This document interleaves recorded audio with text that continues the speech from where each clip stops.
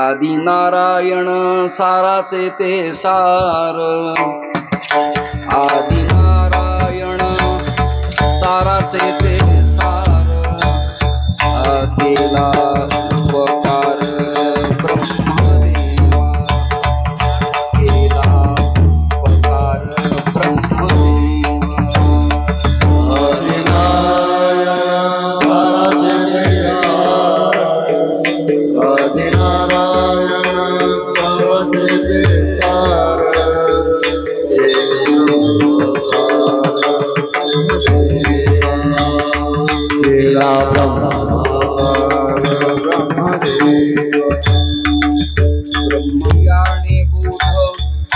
अत्रिसी पै केला ब्रह्मयाने बोध अत्रिसी पै केला तो शेष लाधला दत्तात्रया तो शेष लाधला दत्तात्रया ब्रह्मयाने बोध अत्रिसी पै केला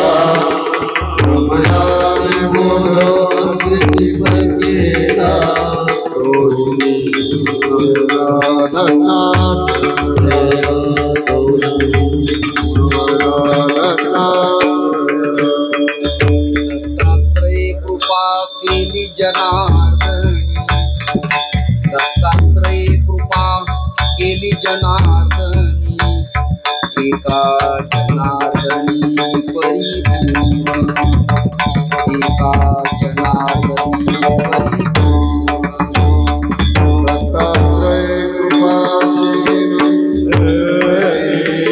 दत्तात्रय कृपा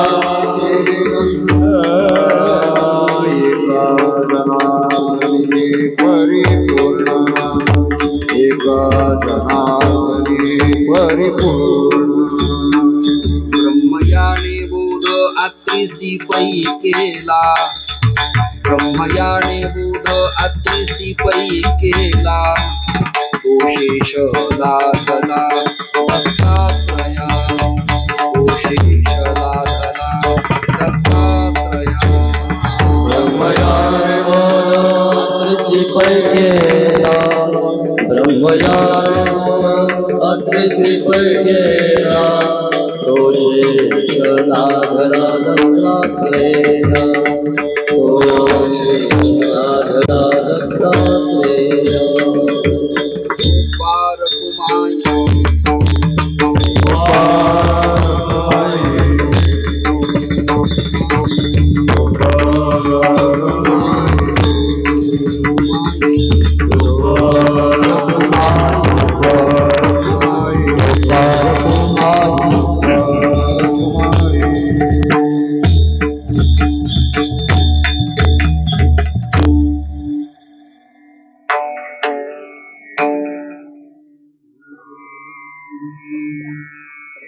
आदि नारायण सारा चेते सार आदि नारायण सारा चेते सार आदि नारायण सारा चेते सार आदि नारायण सारा चेते सार आदि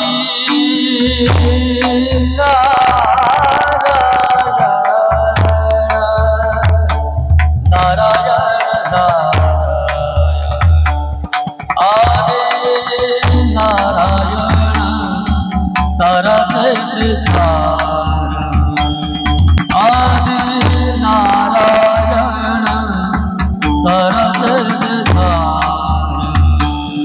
आदि नारायण सारा चेते सार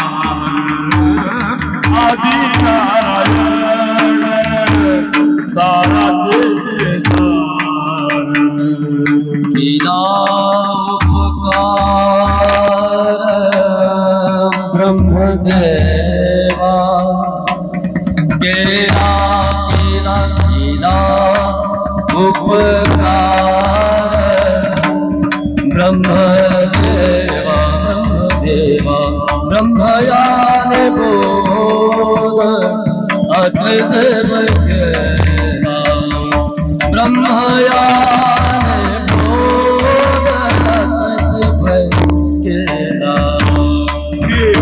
उपकार ब्रह्मदेवा केला उपकार ब्रह्मदेवा ब्रह्मयाने बोध अत्रिसी पै केला ब्रह्मयाने बोध अतिशी पैकीला तुझे लाधला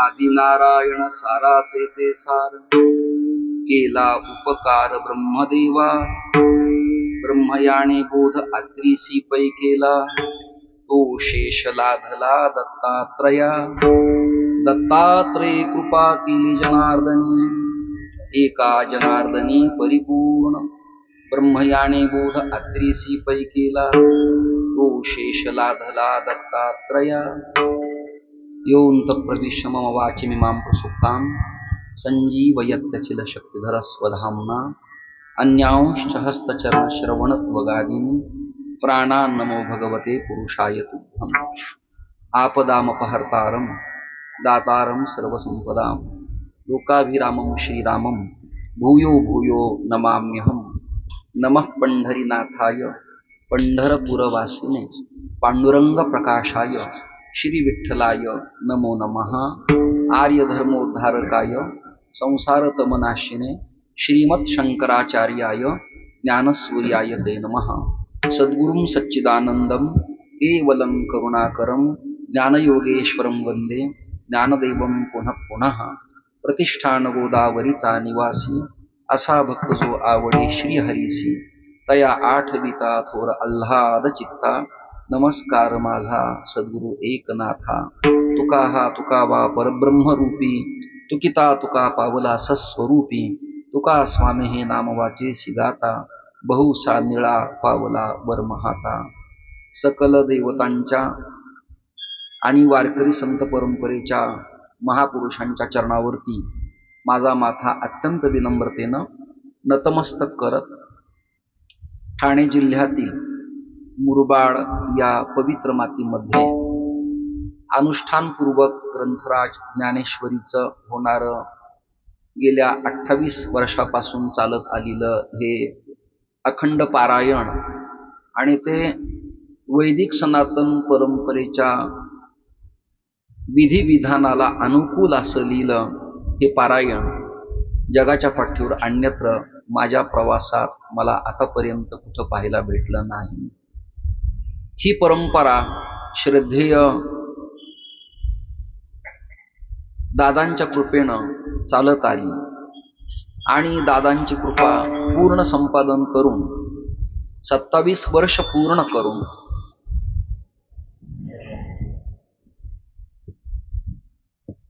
हे 28वं वर्ष प्रारंभ झालं. आणि माझे सन्मित्र ज्यांनी अखंड अव्याहात गेली 47-48 वर्ष वारकरी संप्रदायात एक प्रशस्त विचाराची बैठक, समन्वयवादी कीर्तन, अपूर्व चिंतन, मधाळ वक्तृत्व आणि वाणीनं श्रवण करणाऱ्या श्रोत्याच्या अंतःकरणाला केलेला परतत्व स्पर्श, अशांगानं आदरणीय प्रेममूर्ती रसज्ञ श्री प्रमोद महाराज जगताप बारामती यांनी हा सोहळा खऱ्या अर्थाने साफल्याचा केला. आणि दादांच्या नंतर भाऊ आणि इतर त्यांचे सहकारी जे जे ज्या ज्या क्षेत्रातले लोक आहेत त्यांनी तन मन धनानं सहकार्य केलं आणि तयाचा विलू गेला गगनावरी अशी स्थिती आपल्या सगळ्याला अनुभवायला मिळायला लागली. परंतु मी एकेकाळी या उत्सवाचा आपल्याच कृपेनं साक्षीदार आहे. हे सगळं प्रांगण ओतोपुरोत एखाद्या कुंभासारखं गच्च भरत असावयाचं. मदन महाराज साताऱ्यातले, एकनाथ महाराज पुष्टी आळंदीतले, आदरणीय प्रमोद महाराज पारायणाला, श्री गुरुवर्य मारुतीबुवा बागडे गायला आणि दर्जेदार कीर्तनकारांच्या मुखातून एक साक्षेपी विचार मुरबाडच्या अभ्यासू श्रोत्यांना अभंगाची बैठक पूर्व अंगानं प्रशस्त करून श्रवण करायला मिळत असायचा. आजही दादांच्या परंपरेला पुढे घेऊन जाणारे आदरणीय निलेश दादा आपण या ठिकाणी उपस्थित आहेत. तुम्हाला मी नारायण करतो. नितीन भाऊ आणि सुधीर भाऊ माझ्या पखावजाच्या साथीला आज कीर्तनात उपस्थित आहेत. आरंभाची चाल तुम्ही दोघांनी पण चांगली म्हणाली आहे. मी 2-3 तास आधीच लवकर आलो. जरा लवकर आलो असतो तर उमेश महाराजांचं प्रवचन मला ऐकायला मिळालं असतं. परंतु आमच्या अण्णा आणि बांगर तात्या हे दोघंही प्रवचनात असल्यामुळं मी तुम्हाला फोन न करता जर आपल्या परस्परच निवासस्थानी जाऊन थांबलो. आल्यावर पूर्वीच्या प्रपंचापासून ते लैखिक कामापर्यंत आणि वाक्चातुर्यापासून ते शिक्षण संस्थेपर्यंत आणि फाडापासून उपासनेपर्यंत आणि कुंभापासून ते मुरबाडच्या सप्ताहापर्यंत आमची कमी वेळेत सूत्रवत जी चर्चा झाली ती अफलातून आणि कायमस्वरूपी लक्षात ठेवावी अशा प्रकारचे आहे. एखादं प्रकरण हार्डिस्कला आपण सांभाळून ठेवतो संगणकात, तसे काही प्रकरणं आता आपण फक्त सांभाळूनच ठेवावेत, कारण ते लोकांना सांगून त्यांना त्यांचा अनुभव नसल्यामुळं त्याची प्रचिती किंवा आनंद त्यांना तो घेता येत नाही.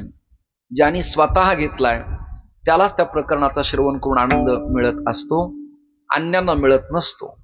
माता भगिनी आबालवृद्ध स्पीकर ध्वनी आणि या वाहिनीच्या माध्यमातून कीर्तन श्रवण करणारा जो वर्ग आहे त्या सगळ्यांनाच मी खूप धन्यवाद देतो. निवृत्त आमदार श्री सन्माननीय गोटीरामजी पवार इकडे येत आहेत, त्यांनाही धन्यवाद देतो. त्यांना एक आसन खुर्ची म्हणून कुणीतरी बसण्यासाठी द्या. आणि मी निवडलेला अभंग आता वेळ वाया न दवडता उपक्रम उपसंहाराच्या पाठीमागे लागून मला पूर्ण कसा करता येईल या संबंधानं मी आपल्यासमोर अल्पस्वल्प चर्चा करणार आहे. तो ध्वनी त्रासदायक करतोय. बंद करा कूलर. अण्णा, मी या 1-2 वर्षात एक व्रत असं निवडलं की सातत्यानं संत प्रकरण, उपदेश प्रकरण, मागणी प्रकरण, स्वरूप लक्षण प्रकरण, तटस्थ लक्षण आणि नाम प्रकरण ही प्रकरण कीर्तन श्रवण करणाऱ्या टाळकऱ्यांच्या, वादकांच्या आणि ऐकणाऱ्यांच्या कानावरती सातत्याने जातात. त्यामुळं मी क्षमा मागतो. वयपरत्वे माझ्या आता नवीन काही पाठ होत नाही, परंतु एक स्क्रिप्ट, एक कात्रण, एक टाचण जरा पूर्वी केलेल्या अभ्यासातला अवलोकन करून एक वेगळा नित्य नूतन विषय या कीर्तनाच्या माध्यमातून लोकांच्या पर्यंत कसा देता येईल याचा प्रयत्न मी आपल्या सगळ्यांच्या अनुकंपेनं करतो आहे. आजचा अभंग माझ्या प्रिय टाळकऱ्यांना जरा अपरिचित अभंग आहे. म्हणजे अल्फाबेटिकल प्रमाणे गुगलला, नेटला, गाथेत हा अभंग न सापडणारा अभंग आहे. काही तुकोबारायांच्या ओळीचे प्रकरण आहेत, काही पारंपरिक फडाचे प्रकरण आहेत, काही त्यांच्या घराण्यात चालत आलेली प्रकरण आहेत की ती प्रकरणं प्रिंटेड नाही आहेत, परंतु ती अंतःचक्षुपटलानं अवलोकन केल्यावर त्या परंपरेत ते विषय अभ्यासपूर्ण अशा प्रकारचे आहेत. कळण्यासाठी सांगतो, नाथांचा छबिना पैठणला जेव्हा निघतो तेव्हा त्यांचे वंशज आणि त्या फडाला जोडलेले सगळे अनुयायी घोळून टाळ वाजवत 8 पखा वजलवून त्यांच्या छंदात जेव्हा डुलत निघतात आणि गातात तेव्हा निळोबारायांचे एक अभंग म्हणतात एकनाथ महाराज.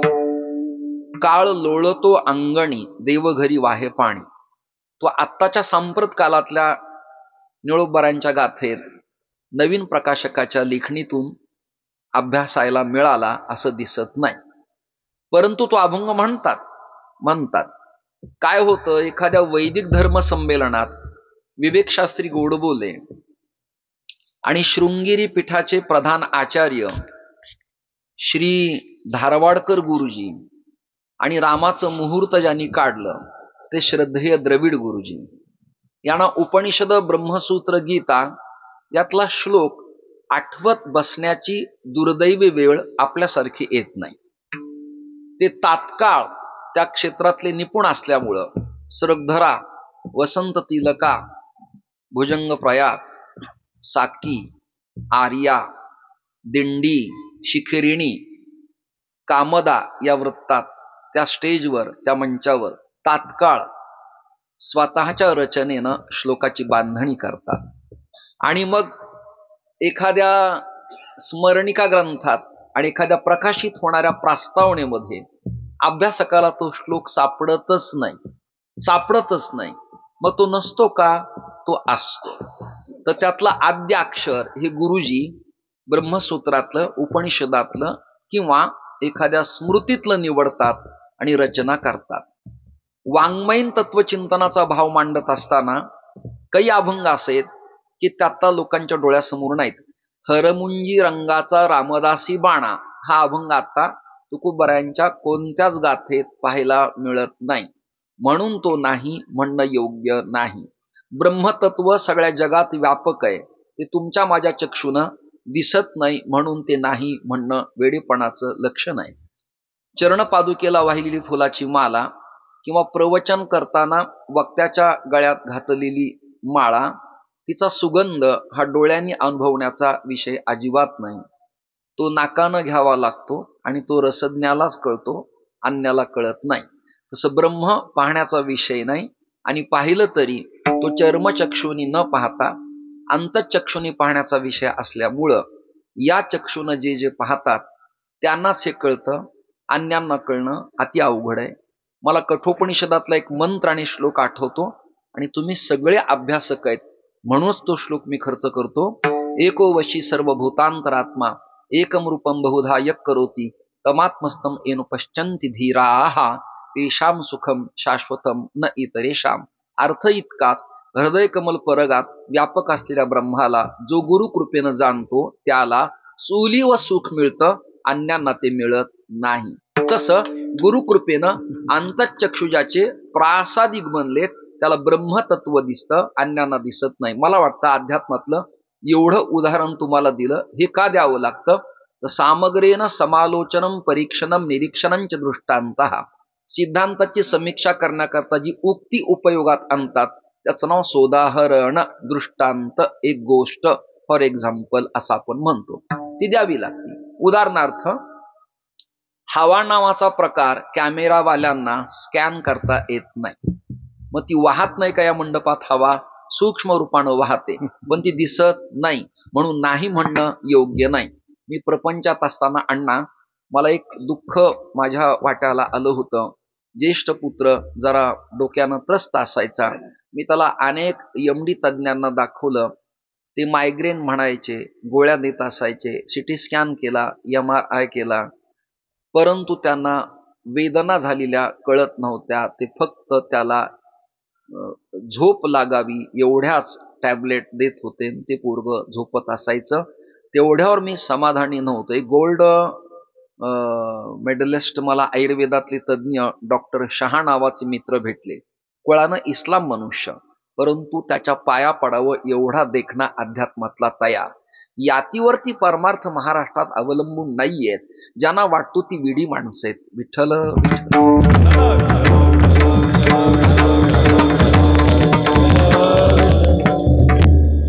त्यांनी सगळे MRI CT स्कॅनचे कागद तपासले आणि ते म्हणाले, फार काही घाबरण्यासारखा आजार नाही, हा एक 10 मिनिटात माझ्याकडं चांगला होईल.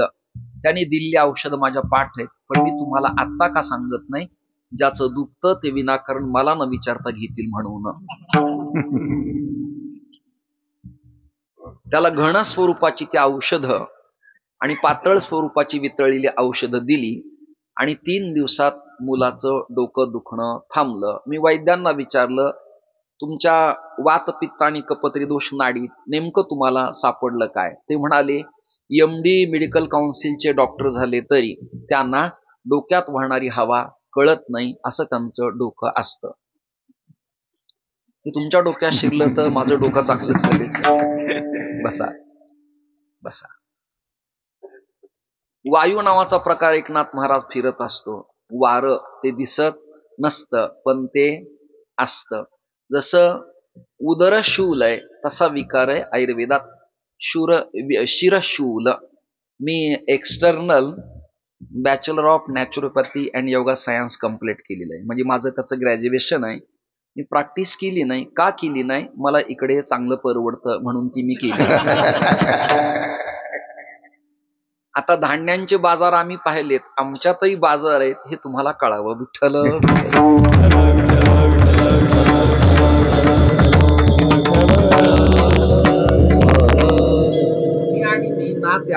मी नात्यातला ते असं ऐकलं म्हणजे बिचारे लोक सप्ताह ठेवणारे प्रसन्न होतात, मान हलवतात. त्यांना वाटतं बुवा आपल्या बजेट मधलाय म्हणून संभावना करताना ती तुम्हाला आणि मला बुक्काच लावतात. असाही अनुभव आहे.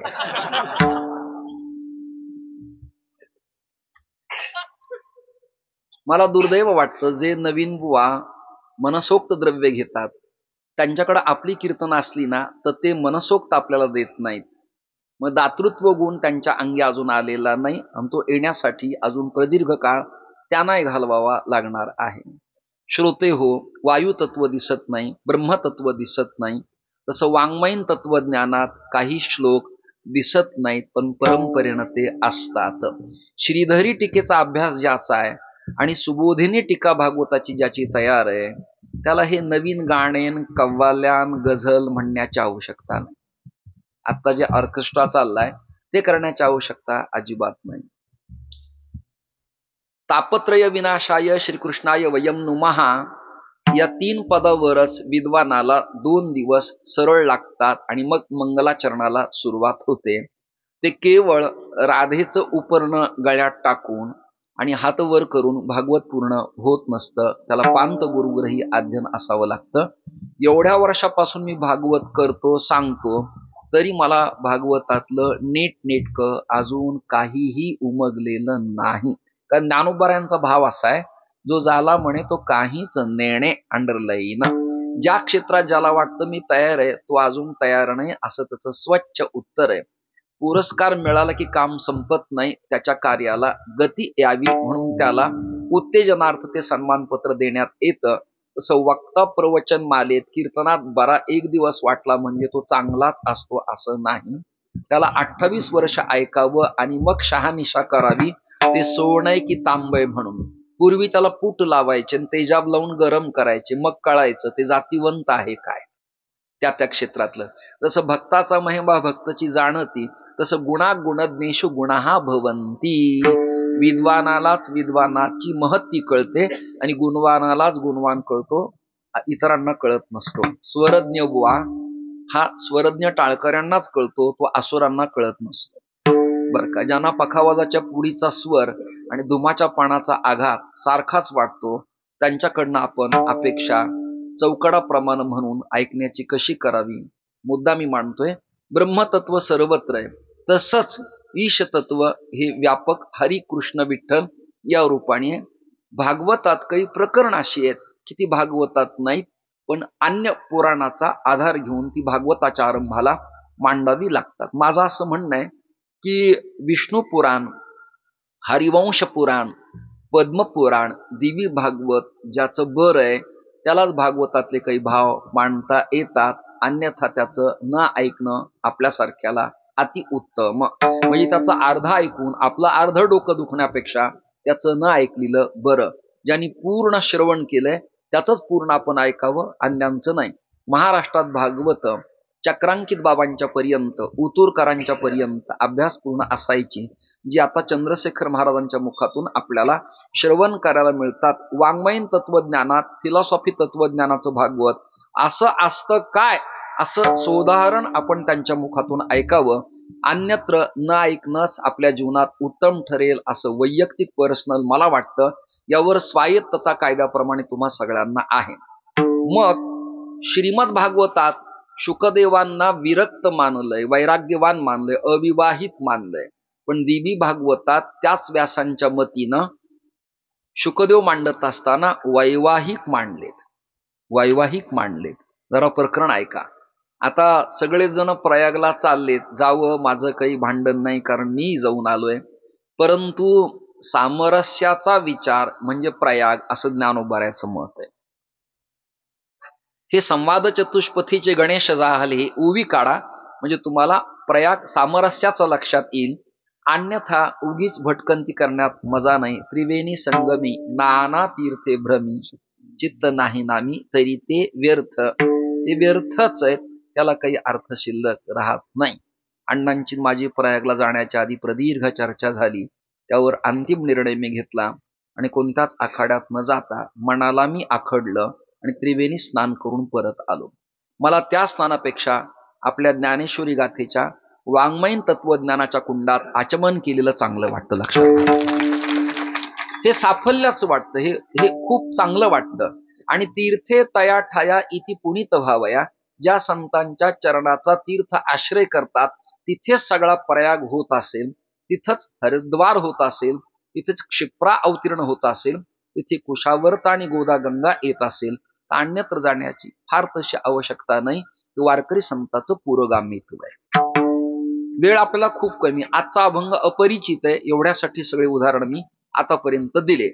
पण त्या फडात म्हणतात आत्ताचे विद्यमान वंशज 14वे जोग महाराज संस्थेचे माजी विद्यार्थी आणि त्या घराण्यात 14वे वंशज योगीराज महाराजांनी जी फडाची मालिका प्रकाशित केली आहे, त्यात झाली संध्या संदेह माझा गेला या अभंगाच्या खाली हा अभंग त्यांनी आता प्रकाशित केलेला आहे. मौखिक वाङ्मय आता प्रिंटेड झाल्यामुळं आधारभूत मालिका समोर ठेवून मी तुमच्या समोर आज हा अभंग निवडलेला आहे. सुरुवातच करतो, वेळ आपल्याला कमी आहे. आदरणीय प्रमोद महाराज अण्णा, उदाहरणार्थ आमचे भाऊ, उदाहरणार्थ निलेश दादा, उदाहरणार्थ बांगरांचं घराणं, उदाहरणार्थ दादांचं सासण्याचं घराणं, ही सगळी जी घराणी आहेत, दिगलूरकरांचं घराणं, ही सगळी वास्करांचं घराणं, देहूकरांचं घराणं, ही सगळी नारायण परंपरेनंच समलंकृत आहेत. जरा वेगळाच चिंतनाचा विषय तुम्हाला मी देणार आहे. जनरल या सगळ्यांच्या डोक्यात हे बसलंय की आदिनाथं गुरुं वंदे कंथणीं ज्ञानसागरम धुंडीराजम प्रणम्यादो निर्गुणंच जनार्दनम. त्याचा मराठी अर्थ आहे आदिनाथ गुरु सकळ सिद्धांचा मचेंद्र तयाचा मुख्य शिष्य. याखेरीज आजच्या अभंगाची दिशा जरा स्वतंत्र अशा प्रकारची आहे. केवळ आदिनाथ भगवान शंकरच या परंपरेचे उद्गाते, प्रसवणारे, निर्माते, फाउंडर नसून भगवान हरी नारायण सुद्धा या परंपरेचे उद्गाते आहेत. या आशयानं आजचं आपलं हे सगळं कीर्तनात चिंतन होणार आहे. तुम्ही सगळेजण कृपया हे श्रवण करा अशी माझी स्वच्छ भावना आहे. आणि वेळ मला फार कमी आहेत. आता 9:55 झालेत, म्हणजे लमसम 10 वाजलेत. आता 1 तास उरला अमृतरायास. आणि त्याला भाग्यदशा, आता माझ्या बाबतीत दुःखदशा कैची प्राप्त झाली. मी लवकर आलो, पण काय करू आता, तांदळाचे इथे गोडाऊन असल्यामुळं त्यातनं येणाऱ्या पाकळ्या सुद्धा पांढऱ्याच रंगाच्या, आणि त्या माझ्या दाढी शिरल्यावर त्या पाकळ्याच आहेत का हे मला शोधत बसावं लागेल. त्यामुळे कीर्तनाच्या नारळानंतर जाताना एक कंगवाई मला दिला तर बरा होईल, म्हणजे बीड पर्यंत मला स्वच्छता अभियान राबवता येईल.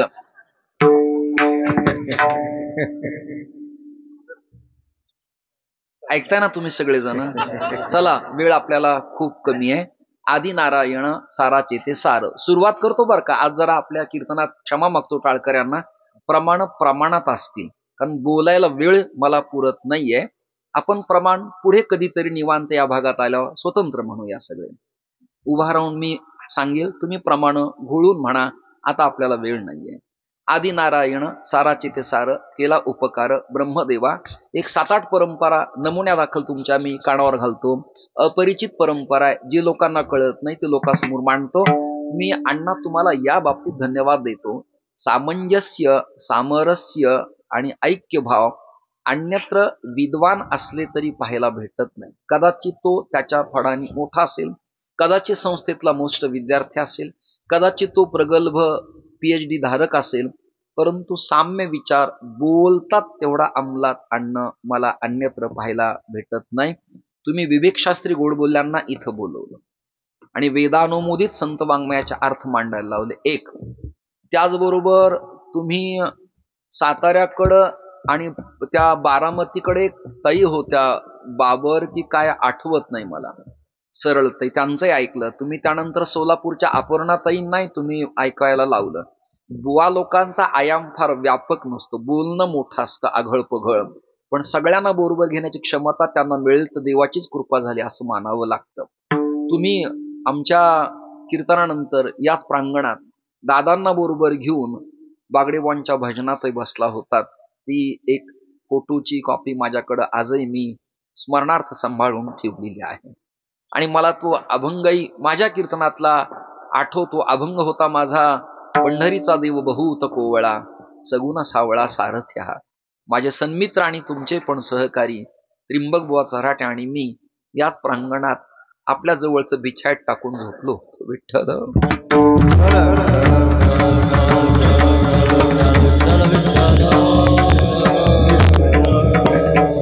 या आठवणी लोकात नाही सांगायच्या तर सांगायच्या कोणाला?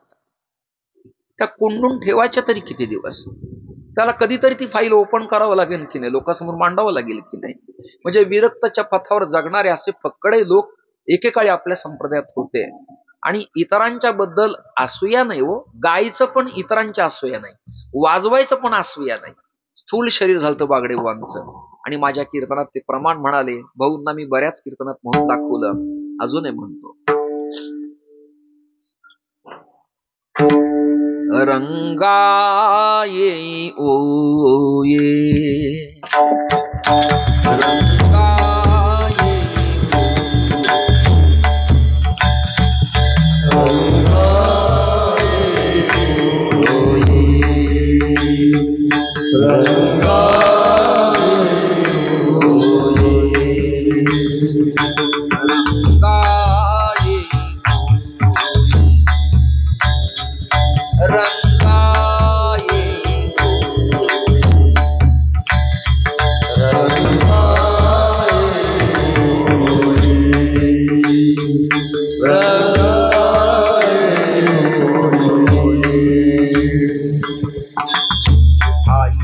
ठाई माझे कृष्णाई काणाई, ठाई ठाई माझे कृष्णाई काणाई, रंगा येई गोरी, रंगा येई गोरी,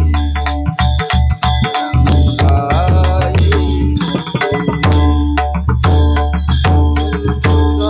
येई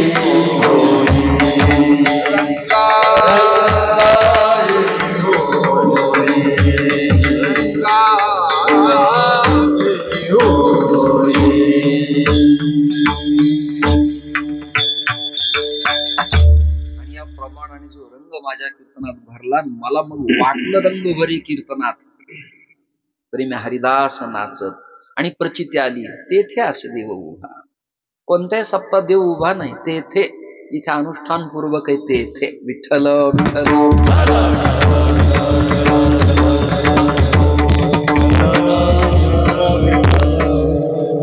अपरिचित परंपरा सांगतो आणि बहुआयामी वाचन आणि सगळ्याशी सामरस्य भाव सांगतो. समर्थांची परंपरा स्वरूप परंपरा. कोणती परंपरा?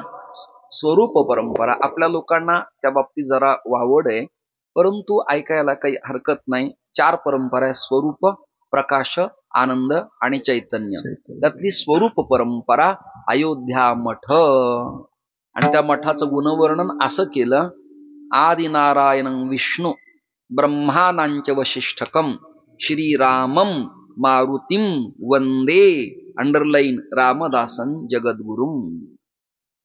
ही परंपरा नारायणाची. नारायण, ब्रह्मा, वशिष्ठ, श्रीरामचंद्र, रामचंद्रांच्या नंतर भगवान श्री मारुती बलभीम, आणि मारुतीरायांच्या नंतर समर्थ. हे समर्थांनाच कळेल ना. असमर्थाला कसं झेपवेल हे प्रकरण? समर्थच लागतात त्याला माणसं. ही नारायणाची परंपरा. रामानुजांचं तत्वचिंतन आपल्या तत्वचिंतनाशी जरी जुळत नसलं तरी त्यांची परंपरा नारायणाची. नारायण, त्यांच्यातही श्रीमन नारायणच उद्घोषण आहे. एक बर. आदिगुरु शंकराचार्य दिसायला शैव दिसतात. रुद्राक्ष, त्रिपुंड, कुंकुमार्चन, श्रीविद्या उपासक, गाणपत्य दिसतात एकनाथ महाराज, परंतु यांची परंपरा नारायणाचीच. याला संदर्भ सूची काय? मी ग्रंथ सांगतो तुम्हाला, मठामनाय सीतू, त्यातलं मंगलाचरण. नारायणं पद्मभवं वशिष्ठं शक्तिंच तत्पुत्र पराशरंच व्यासं शुकं गौडपादं महंतं गोविंद योगींद्र मथास्य शिष्यं ऊन हून पासून पर्यंत मग शंकरं शंकराचार्यं केशवं बादरायणं पुन्हा केशव बादरायणं सूत्रभास्य कृतौ वंदे भगवन्तौ पुनः पुनः ईश्वरो गुरुरात्मेति मूर्तिभेद विभागिने यो मद व्याप्त देहाय दक्षिणामूर्तये नमः. नारायणाची परंपरा. 3 परंपरा: रामानुज नारायण, आद्य शंकराचार्य नारायण. संन्याशी काशाय वस्त्रात दिसतात, लावतात त्रिपुंड, सेवा करतात शिवाची, पण स्मरण करतात नारायण नारायण नारायण. आणि त्रिदंडी संन्यासात श्रीमन नारायण, मध्वात हरये नमः, वारकऱ्यात जय हरी, इस्कॉनमध्ये हरे कृष्णा, माहेश्वरीत जय गोपाल, वैष्णवात सीताराम. शेवटी ते संस्करण नारायण याच अर्थाने जातं, अन्यत्र कुठे हलत नाही नाही नाही. आता जरा जुनं सांगतो तुम्हाला. श्रीमद भागवत काढा, त्यातले प्रमुख 3 श्लोक आहेत. फक्त भाव सांगतो, वेळ आपल्याला कमी आहे. त्याचं मराठी ट्रान्सलेशन महामहोपाध्यायाने केलं. ते असे: जगोद्धारा नवयोगेश्वरास कृष्णानी धाडी येले, ते हे नवनाथ जगी म्हणून या पंथाशी स्थापियले. कंथा शैली पुंगी शंख मेखला जाणवे अणकाणात ते कुंडले, हाती धरुणी माळ दंड चिमटा भाळी भस्मासी लावी यले. श्लोक संपला. श्रीमद भागवतातल्या मूळ संहितेतल्या श्लोकाचं हे मराठीत केलं रूपांतर. त्याचा अर्थ एवढाच की भगवान नारायणाला जगाची व्यवस्था नीट करण्यासाठी या सृष्टीवरती मृत्यू लोकात भूवैकुंठ सोडून जगाच्या आत्मकल्याणासाठी जीवाला होणारा त्रास न सहन झाल्यामुळं आणि धर्मलयाला चालल्यामुळं नवयोगेश्वराला नारायणानंच धर्मसंस्थापना करण्यासाठी मृत्यूलोकात पाठवलं. 2-3 नावं, कवी नारायण, हविनारायण, द्रुमिनारायण, चमसनारायण इत्यादी.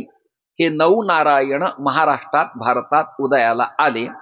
तिबेट चायनापासून महाराष्ट्रापर्यंत, गोरखपूर पासून ते मुरबाड प्रभागापर्यंत आणि नगर जिल्ह्यातल्या पाथर्डीपासून ते थेट हरिद्वार पर्यंत या पंथानं सगळीकडं आपलं कार्य साफल्याचं केलं आणि त्यातनं नवनाथ संप्रदाय उदयाला आला.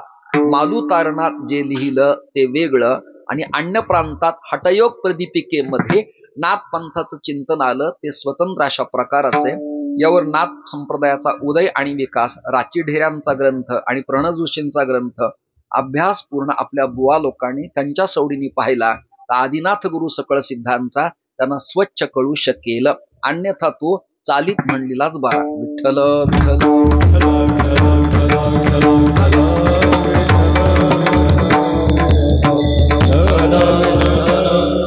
नाथ पंथाची उत्पत्ती आणि आचार्य आणि उपास्य देवता कोणती असं कोणी विचारलं तर श्रीमन नारायणच. श्रीमन निवृत्तीनाथांना विचारलं की तुमची मानसिकता वारकरी परंपरेच्या आचार्य असताना नेमकी काय? कारण तुम्हाला अनुपम शिलेवरती गहिनीनाथांनी नाथपंथाची दीक्षा दिली, मग तुम्ही शिवलिंगाला पाणी घालणार, रुद्राक्ष धारण करणार का पंचाक्षरी मंत्र म्हणणार? तेव्हा निवृत्तीनाथ दादांच्या परंपरेत आपली भावना व्यक्त करताना ते असं म्हणाले, कुळ हे पावन कृष्ण नाम, कृष्ण नामे, कुळ हे पावन नामे, कृष्ण नामे, कुळ हे पावन कृष्ण नामे, कुळ हे पावन निवृत्ती गहेणी कृपा केली पूर्ण, निवृत्ती गहेणी कृपा केली पूर्ण, निवृत्ती गहेणी कृपा केली पूर्ण, निवृत्ती गहेणी कृपा केली पूर्ण, कुळ हे पावन कृष्ण नामे, कुळ हे पावन कृष्ण नामे, कुळ हे पावन कृष्ण नामे, कुळ हे पावन कृष्ण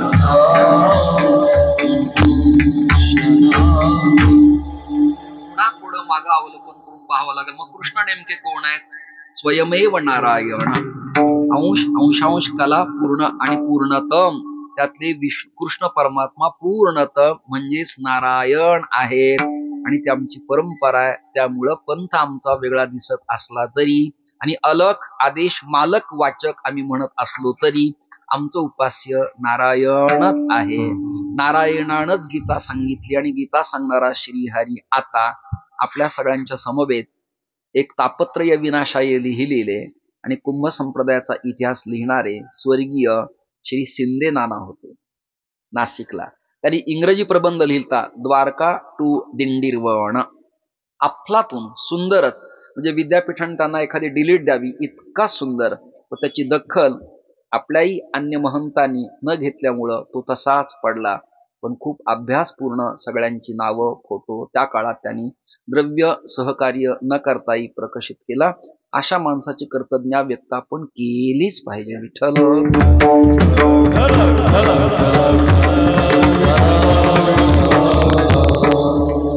नारायणच कृष्ण झाले. कृष्ण परमात्म्याला द्वारके जेव्हा करमेना अवदासीन्य आलं तेव्हाच तो श्रीहरी पुंडलिकानं ठेवलेल्या, मी फिरकावलेला कृपया म्हणत नाही, ठेवलेल्या अनुष्ठानपूर्वक विटेवरती श्रीहरी विराजमान झाले. यावर पद्मपुराणातला श्लोक असा आहे, नमः पंढरीनाथाय पंढरपूरवासिने पांडुरंग प्रकाशाय श्री विठ्ठलाय नमो नमः. तिकडे श्रीकृष्णाय वयम नुमः, इथे नमो नमः. सूत्रवच्चिंतन आहे, तो श्रीहरी नारायणच आहे. आपली परंपरा नारायणाचीच आहे. जगद्गुरु तुकोबारांची परंपरा तुमच्या सगळ्यांच्याच पाठातली. मुख्य महाविष्णू चैतन्याचे मूळ, मुख्य महाविष्णू चैतन्याचे मूळ. चैतन्याचे मूळ चैतन्याचे मूळ वळय लोहिया संप्रदाय स्वरूपी ब्रह्मा उपदेश हरी स्वरूपी ब्रह्मा उपदेश हरी हृदय दुनिया संप्रदाय पराय दुनिया स्वरूपी ब्रह्मा उपदेश हरी स्वरूपी ब्रह्मा उपदेश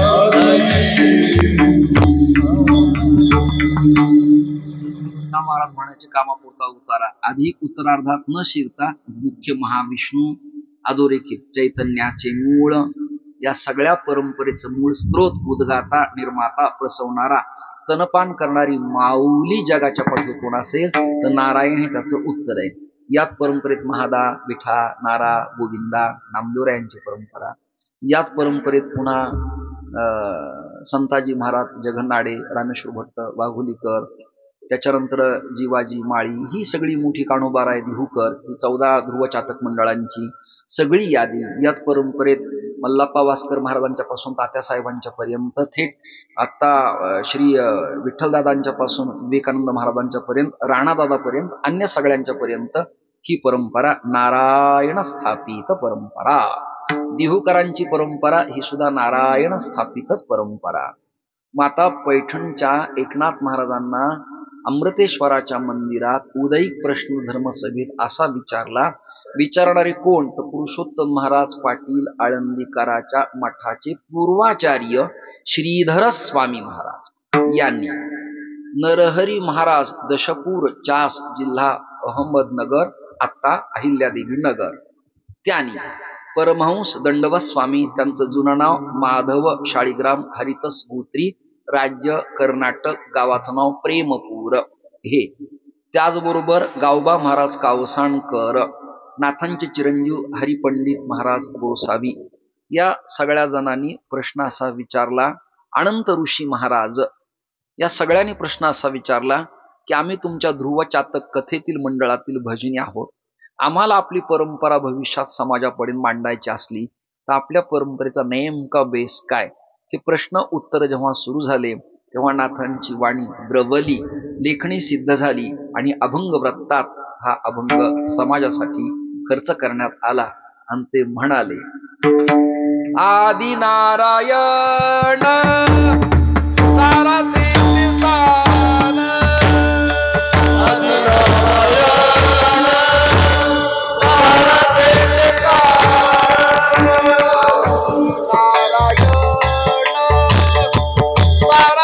निसान,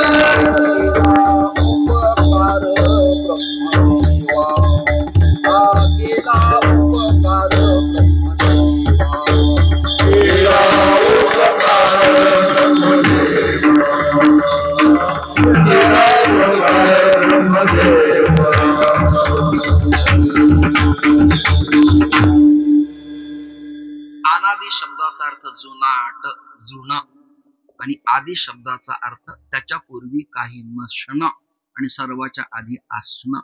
ज्याला क्षारता, घनता, क्षमता, लांबी, रुंदी, ईश्विशन, सक, संवत्सर, ख्रिस्ताब्द हे पॅरामीटर स्केल लागत नाही, त्याचं नाव आदि. दोन्हीकडे आदि पद आहे. आदिनाथ गुरु, आदि नारायण. सर्वांच्या आधीच हे तत्व आहे. आणि मग त्याच्या कृपेनं उद्भिज, जारज, अंडज, स्वेदज, खेचर, भूचर, जलचर इत्यादी उत्पत्ती. आणि ब्रह्म्याला शब्द तप, ज्याचे नाभी कमली जन्म चतुरा नाना, आनन म्हणजे मुख.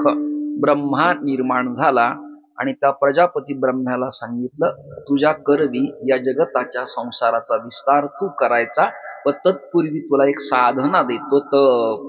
ज्ञानोबा एवढं खूप छान भाष्य लिहितात, लोकांना कळत नाही. भागवतात हे प्रमाण फार उपकारकारक आहे. तपाचे सामर्थ्य तपिला, तपाचे सामर्थ्य तपिला, तपाचे सामर्थ्य तपिला,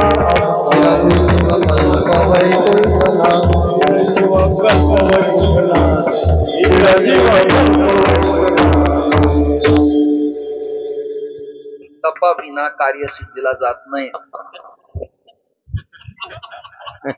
तपती तापयती वा, गाण्याला तपय, वादनाला तपय, वाणीला तपय. आता तप नसताना की तुमच्याच मुखाने म्हणा. पुन्हा बुवा मुरबाडला असं बोलले, तेच पुन्हा एखादं वाक्य एडिट करून पुन्हा पुन्हा दाखवतील, मला त्रास होईल. आणि आता आपण फार काळ कीर्तन करून समाजात फिरावं असं आता मला आणि तुम्हाला वाटावं असं मला वाटत नाही. आता राजकारणात आणि परमार्थात कुणी थांब म्हणण्याच्या आधी आपण थांबणं ही इज्जतीत चांगलं काम आहे, मला असं वाटतं. तशी थांबा म्हणण्याची हिंमत माय नाही व्हायली कोणाची, पण आपण थांबलेलं बरं. आता थांबावं. त्या रामायण काळात राम एकदा क्षमा मागतो, दशरथ एकदा फारच रडले, ओशाळले. कौशल्याने विचारलं, तुम्ही एवढे चक्रवर्ती सम्राट आहेत आणि तुमच्या डोळ्यात पाणी का आलं, मला काही कळत नाही, आणि तुमचं पाहून मला यायला लागलंय, कारण सांगा. ते म्हणाले, अगं आता सत्ता लोलुपता, पदग्रहण आणि अभिषिक्त पद मला नकोसं वाटतं. मला असं वाटतं आपण काननात म्हणजे अरण्यात जावं आणि साधना करावी आणि 4 पुत्रापैकी एका कोणावरती राज्याभिषेक करून जिम्मेदारी भारताची द्यावी आणि मुक्त व्हावं. पुन्हा पाणी आलं डोळ्यात. कौशल्याने पुन्हा विचारलं कौतुकाने, अहो काय झालं रडायला तुम्हाला? देव तुमचा सल्ला घेतात, असुर थर कापतात, झालं तरी काय? ईश्वर तुमच्या घरी नांदतो आहे, ठुमक चलत आहा बाजत पैंजनिया. श्रीहरी तुमच्या घरी अवतीर्ण झालाय आणि तुमच्या डोळ्यात पाणी का? अगं माझ्या कानावरचा केस एक पांढरा शुभ्र झालाय आणि तो माझ्या कानात डुंकून सांगतोय थांबा आता. तेव्हा दशरथाला कळालं, आता राजकारणात परमार्थात माझ्यासारखे किती दशरथ पिकलेत तरी ते पद सोडत नाहीत, याबद्दल न बोललेलं बरं. पद न सोडता लोकांनी घरी पाठवण्यापेक्षा आपण आपलं थांबलेलं. मी तर अण्णांना सल्ला दिलाय, एक मित्र म्हणून, ज्येष्ठ म्हणत नाही मी, मित्र म्हणून, की तुम्ही आता वाङ्मयीन तत्वज्ञान बोललात खूप, आता लेखणी सिद्ध करा आणि समाजाला ज्ञानेश्वरीचा भावपराग आपल्या खंडानं कळू देत आणि महावैष्णव ग्रंथ लोकांसमोर येऊ देत. प्रकाशनाला मी स्वतः येईल. लक्षात अभ्यासकांची आवश्यकता आहे हो. आरडा ओरडा, किंचाळ्या, गाणे, कविता खूप खूप मजा करतायत, फक्त आता लावण्या राहिल्यात आपल्यात, बाकी सगळं आहे. तेवढं एकदा झालं लोक म्हणले, वा काय बुवा आहे ना, आवरा पैसा गेला पण जाम मजा आला एकदम.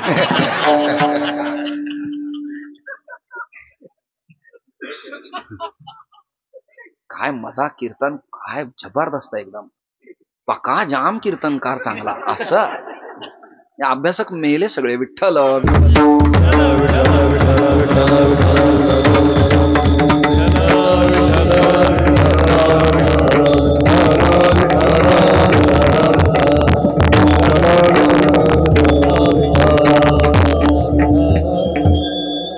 श्रोते हो, माझा विषय इकडे तिकडे न जाता तपाविना साधना साफल्याची होत नाही. तप शब्द फक्त उच्चारला, ब्रह्मदेवाच्या लक्षात आलं आपला साधना करावी लागेल. साधनेविना पुत्रोत्पत्ती नाही आणि जगताची उत्पत्ती नाही. व्यावहारिक मिथ्या जगत निर्माण करायला जर तप लागतं तर ब्रह्मप्राप्तीला तप लागेल की नाही, जरा चिंतन करा. मिथ्या जगत निर्माण करायला तप लागतं तर ईश्वर निष्ठांची मांदियाळी तयार व्हायला आणि अहम ब्रह्मास्मीच्या बोधावर व्हायला तप नाही लागणार का? तप लागेलच. तेव्हा नारायण कृपा करील, अन्यथा नारायण कृपा करत नाही. चला, आदी शब्द म्हणजे सगळ्यांच्या आधीचा, आणि नारायण शब्दाचा मराठीत अर्थ आहे नार म्हणजे पाणी, त्याच्यात शयन करणारी देवता, म्हणून तिचं नाव नारायण. आयन शयन असा हा देव नारायण. बर, नारायणाच्या नाभीतनं एक कमल उदयाला आलं. कमल काही तसं बर का पवार साहेब, जुनच आहे कमल. माझे स्नेहित म्हणून उगी तुम्हाला केला इशारा जाता जाता, काही भांडण नाही आपलं, काही हे जुनच आहे. हे त्याच्यात प्रसवलं, त्याच्या नाभीतनं प्रसवलं. चांगलं असं कोवळं देठ होतं ते मस्तपैकी, आणि त्याला पाकळ्या उत्पन्न झाल्या, पाकळ्या. आणि त्या पाकळ्या स्त्रीकेशर पुकेशर आहे. जरा ज्ञानोबरायाच्या ज्ञानेश्वरीच्या 13व्या अध्यायाची ज्ञानी माणसाची लक्षणा मांडत असताना ज्ञानोबरायांचं तिथे स्कॅनिंग कसं असेल जरा पहा, ऑब्झर्व कसं असेल पाहणार तुम्ही, निरीक्षण कसं असेल बघा ना. काय परीक्षण आहे माऊलींचं. का कमळावरी भ्रमर, आहा पायी ठेवी ते हळूवार, कारण कुंचुंबेलकेश्वर ही आशंका. मकरंद चाखण करायचा आहे, परंतु पाकळी न तुटता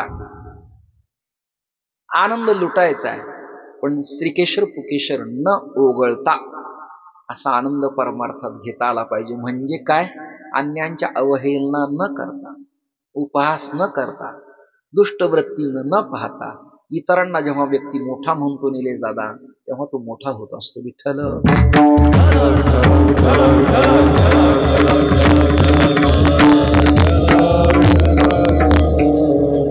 आपला भाव प्रकट करताना छान म्हणाले, दादरात आले दोघही मोठे छानच वाजवणारे तयारीचे लोक आहेत दोघही. नानासाहेब पानशांच्या परंपरेत परवा भाऊंना डेरवणकर गुरुजींच्या हाताने, माझ्या हाताने, कोणतं गाव ते कल्याणला मृदंग सेवक पुरस्कार मिळाला. तुम्ही सगळेजण त्यांचं मनपूर्वक स्वागत करा. प्रासादिक सेवा करणारा प्रसाद मिळतच असतो, वेळ लागतो पण मिळत असतो. चांगलं वाजवतायत, उत्तम वाजवतायत. नाही तर हल्ली वाजवणारे पाहिले की मला वाटतं मी बीपीची गोळी आज घेतली का, शुगरची टळली तर नाही ना, आघात आणि छातीवरती प्रेशर येतं, वाटतं आपल्याला जातानाच पांढरा कपडा अंगावर टाका माझ्या, कोणाची माझी भेट होईल न होईल. पण हे दोघं शार्प वाजवत आहेत. आवाज मंडपात कितपत असावा अशा वादकांच्याकडनं शिकलं पाहिजे. नाही तर काही पोरांचा आता पखावज वाजवताना धुमाच्या पानाला बोटाने समाधान होतच नाही, त्याला कालांतराने काष्ट द्यावं लागेल. प्रासादिक वाजवलं पाहिजे, उत्तम वाजवलं पाहिजे. त्याचं कारण आहे गीतम वाद्यम नृत्यम त्रयम संगीतम उच्चेते. पलुसकरांनी ही व्याख्या संगीताची केलेली आहे. किती मापनात आवाज असावा. आता मी बोलतोय किती मापनात, काही काही लोक त्याच्या जवळच जातात, ते काय आईस्क्रीम आहे का काय का कुल्फी आहे. त्या मंडपवाल्या मालकाला सुद्धा माहित नाही की याच्या छिद्रात किती सूक्ष्म जंतू गेलेत. ते काही रोज लिक्विड लावून साफ करतात काय, नाहीत करत. त्याच्यामुळे राखावी बहुतांच्या अंतरे. एकदा मला स्वप्न पडलं, प्रमोदांना म्हणाले उठा. म्हणलं काय, स्वामी माईक पासून लांब बोला. म्हणलं का, ते म्हणाले एरती माईक दुःखाची जनती. नाही कळलं तुम्हाला. त्यामुळं इतरांच्या अंतरात जसं असावं तसं याच्यापासून अंतरात असलं पाहिजे, विनाकारण जवळ जोडणे. माझा तर अनुभव असा आहे, ओठाचा गायकाचा माईकच्या जाळीचा स्पर्श झाला की कालांतराने त्याची स्वर नलिका शुष्क होते आणि त्याला कॅन्सर होतो, मॅग्नेट धातो यात. विठ्ठल विठ्ठल.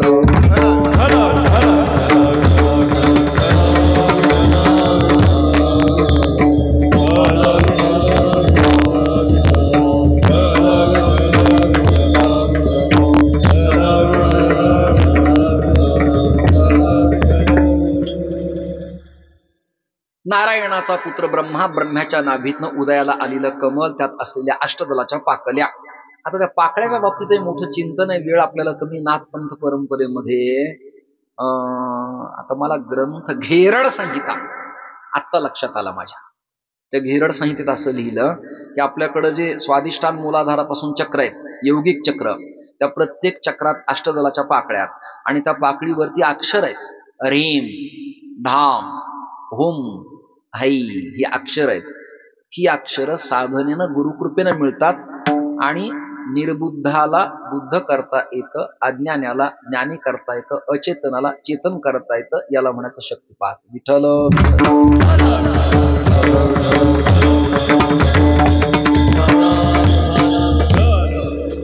ब्रह्म्याला नारायणानं जणू शक्तिपातच केला, जगाची उत्पत्ती केली. पण नंतर ब्रह्म्याला वाईट वाटलं, ज्याच्यासाठी हे सगळे मी जन्माला घातले ते सगळे माझ्यापासूनच परावृत्त झाले. जेणे हा दीव दिला दान दयाचे करीन चिंतन, या ऐवजी हा विरोधकच होऊन बसला.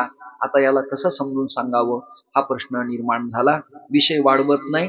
नारायण हे सार आहे आणि जगत हे आसार आहे. आता याला सूत्र श्लोक सांगतो पुढे जातो.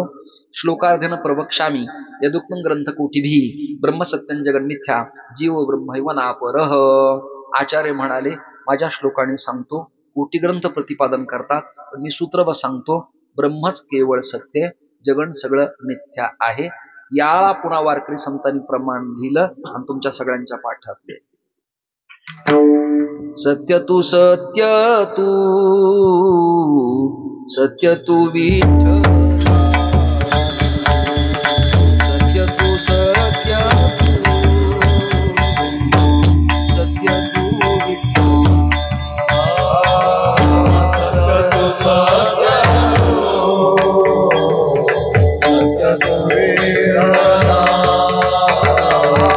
सत्य तू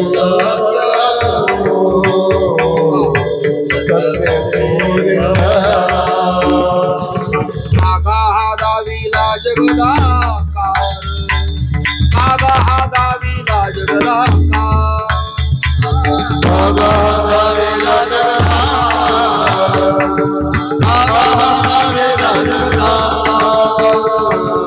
सत्य तू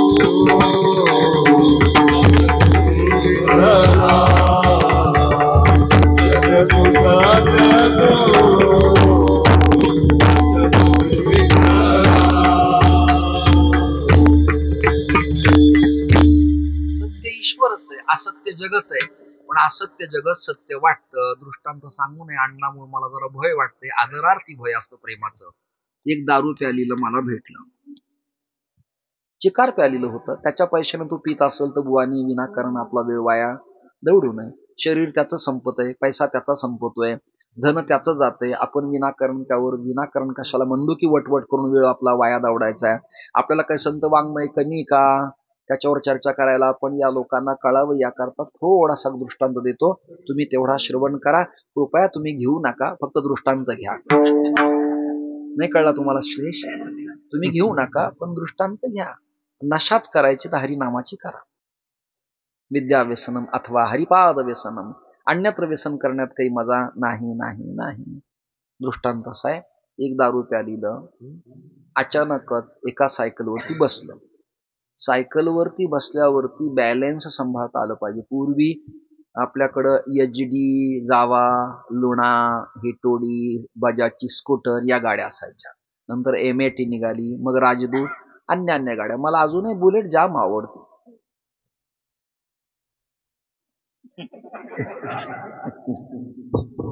पण मी बसत नाही, दुःख वाटतं, मागे कोणी नसतं. रसज्ञ श्रोते तुम्ही सगळे. तुम्ही व्यासपीठ मांडलं मला कीर्तनात, काही गावात मला ती नवरा नवरीची खुर्चीच मांडतात. कसं तरी वाटतं, पण आता करावं काय, आता विलाज नाही काय. तुम्हाला कळतंय हे? विठ्ठल विठ्ठल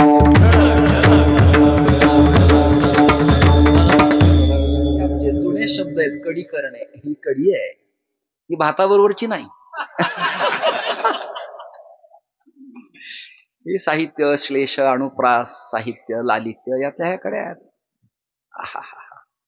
ते प्यालं आणि बसलं सायकलवर. प्याल्यावरती अल्कोहोल प्रमाणामुळे मेंदू निकामी होतो म्हणे. काही गोष्टी अनुभवाना विना बोलू नाहीत मंडळी. इथे आम्ही कमी पडतो, कारण संतप्रमाणे अनुभवाविना बोलू नये. पण आता नाविलाज असतो, इतरांचा ऐकू आल्यामुळे मी सांगतो. ते बसलं सायकलवर, एकनाथ महाराज, कुष्टी बाबा, सुधीर भाऊ, नितीन दादा. समोरून एक प्रेत यात्रा आली. प्रेतयात्रा. आता लोकांना येणाऱ्या काळात अंत्ययात्रा कळणार नाही महाराज. एका मुलाने आपल्या वडिलांना विचारलं, बाबा हे समोरून काय आलंय? बाबा म्हणाले, बेटा याला अंत्ययात्रा म्हणावं. ते जरा वैदिक संस्काराचे होते, नारायणपेठेतले. अंत्ययात्रा म्हणावं. पण आईच्या 8 तासांनी पोरग इंग्लिश स्कूलला टाकलेलं, वैदिकाच. त्याला आचमनाला पळी कळणार नाही. चमचा घेणार तो. त्याला काय माहिती सगळीकडे चमचे झालेत म्हणून.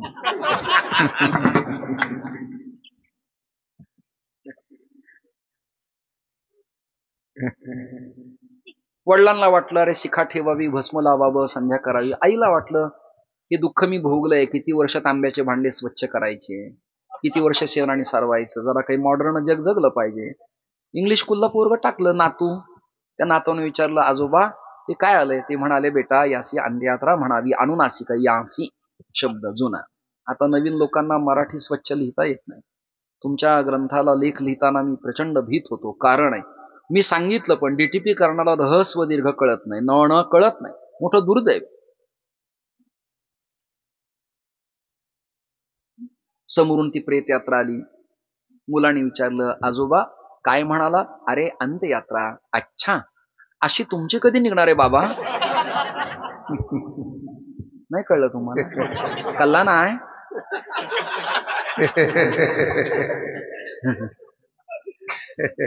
किती वर्ष येतो आपण, कळतंय सगळे आपल्याला आता.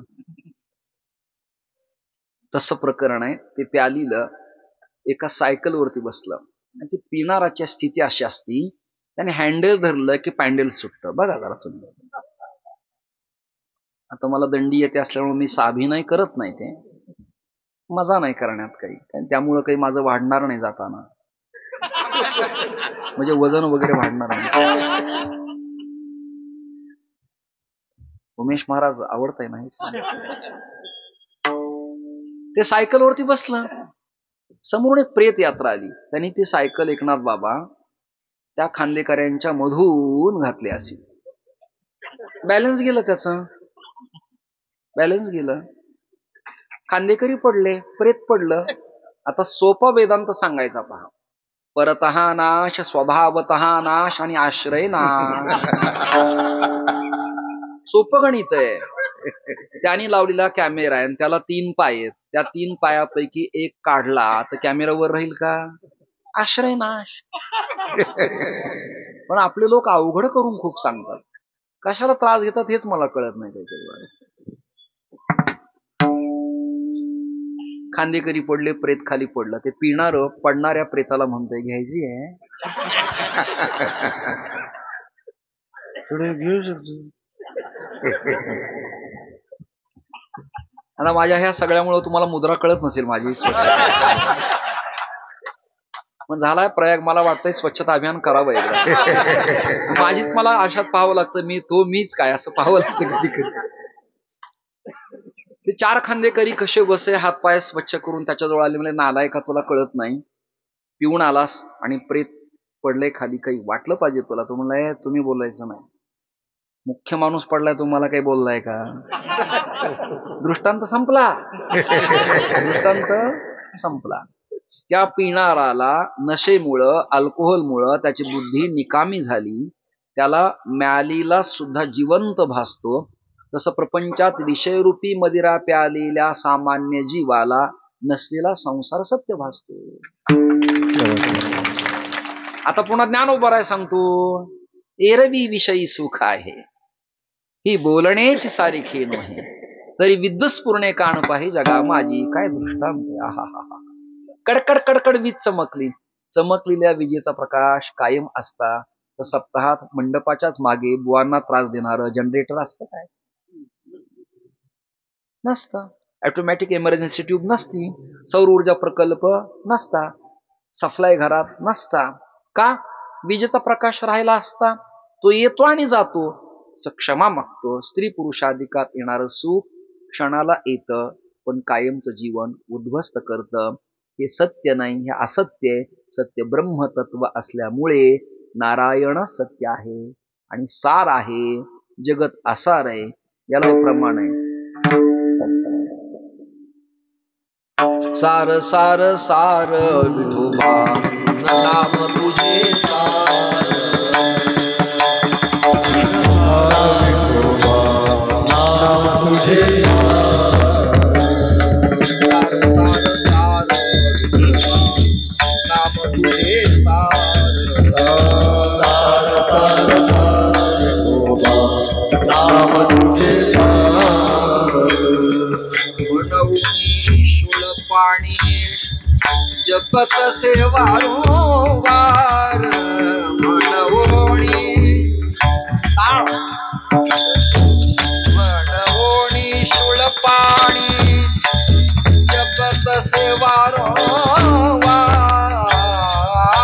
म्हणवोणी म्हणा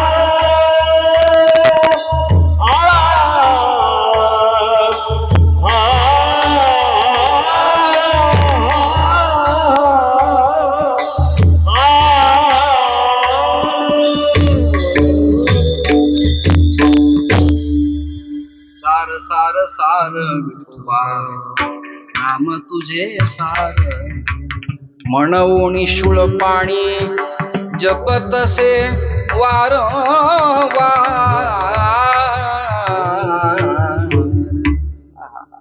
सार भगवंत आहे. माझ्या माता भगिनींना प्रपंचात कदाचित जुने संस्कार त्यांच्यावर असतील तर एखादं धान्य तांदूळ गहू तीळ पाखडताना सूप असायची पूर्वी. माहिती सूप तुम्हाला? निदान लग्नात तरी असेल नाही, रांजण सूप वगैरे काही नाही. पूर्वी आमच्याकडे मुसळ जातं रांजण लग्नात असायचे. आता नवरदेवच मुसळ असल्यामुळे नवीन आणायची आवश्यकता तोच मुसळ आहे.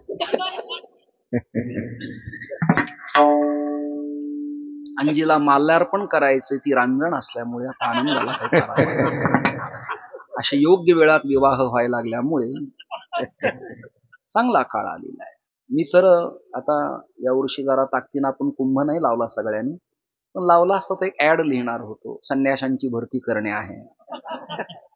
काय करतील? नोकरी नाही, शेती नाही, व्यवसाय नाही, वय वाढत चाललं.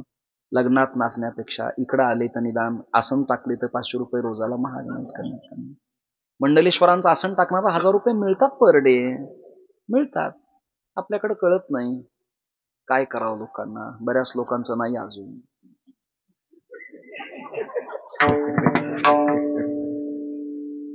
होऊन सोडणं वेगळं आणि न होणं वेगळं.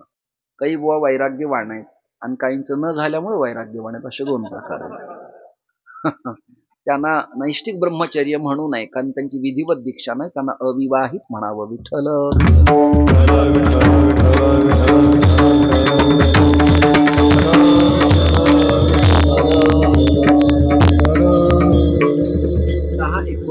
झालेत. वेळ माझा संपत आलाय. आदि नारायण साराचे ते सार सार जगत सार सार सार विठोबा. बर सारा सार विचार करा उठा उठी नामधरा कंठी विठोबाचे सूप सांगतोय. घोळणे पाखडणे आणि फटकारणे हे 3 शब्द आहेत. त्यातली आळी जाळी केर कचरा क्रेमे कीटक टाकायचे आणि उत्तम धान्य संग्रहित करून दळायचे आणि मग घरातील सज्जनांना करून खाऊ घालायचे आणि भगवंताला नैवेद्य द्यायचा. मुद्दा एवढाच, नको ते त्यागायचे आणि अपेक्षित ते ठेवायचे. हा सुपाचा गुण शूरपकर्ण गणपतीनं जीव नावाच्या प्राण्याला दिलेला असल्यामुळे त्यांनी सारासार विचार करताना कानांना सांगावं भद्रं कर्णेभिः शृणुयाम देवाः. सुखाची वार्ता नारायणाखेरीज, ब्रह्माखेरीज, देवाखेरीज अन्यत्र ऐकायला मिळत नसल्यामुळे सार नारायण आहे, आसार जगत असल्यामुळे अन्यत्र विषय आणि विषयासक्ती न ठेवता भगवंताच्या चरणी समर्पण करणं महत्वाचे. आदिनारायण साराचे ते सार, केला उपकार ब्रह्मदेवा, नारायणाचा पुत्र ब्रह्मा. पण कधी कधी बुवांचा मुलगा बुवाच होईल असं नाही, कलेक्टरचा मुलगा कलेक्टरच होईल असं नाही, एसपीचा मुलगा एसपीच होईल असं नाही, प्रिन्सिपॉलचा मुलगा एखादा प्राध्यापकच होईल असं नाही. कधी कधी त्याला व्यवसाय टाकवावा लागतो आणि उदरनिर्वाह करावा लागतो. आपला अनुभव आहे व्यवहारातला. नारायण नारायण आहे, पण ब्रह्म्याला नारायणाची कृपा असली तरी नीट नेटकं वागता आलं नाही. म्हणून वैदिक त्याला कर्मात पूजा करताना अक्षतपुंजी वाहून सुपारीवरती आवाहन करतात आणि त्याला सांगतात, तुझं काम झालंय, आता स्वस्थाने विनियोग. हा आवाहन कामापुरतं केलं, आता आमचा संकल्प सिद्धीला गेलाय, तुम्ही आता निघा निघा निघा. काही बुवा आणि ब्रह्मदेव मुक्कामाला ठेवण्याच्या कामाचे नाही. म्हणून इष्ट काम प्रसिद्ध्यर्थम पुनरागमना यच. आवाहन झालंय, पूजन झालंय, तुम्ही आता निघा, कारण तुम्ही नापास आहात. याला प्रमाण काय? याला प्रमाण काय? वाह, कन्या अविलाश. वेदानी प्रतिपाद्य केलेला विषय आणि वेदानी निषिद्ध केलेला विषय असल्यामुळं तुम्ही नापास आहेत. आणि अजून एक सगळ्यात मोठी अडचण आहे,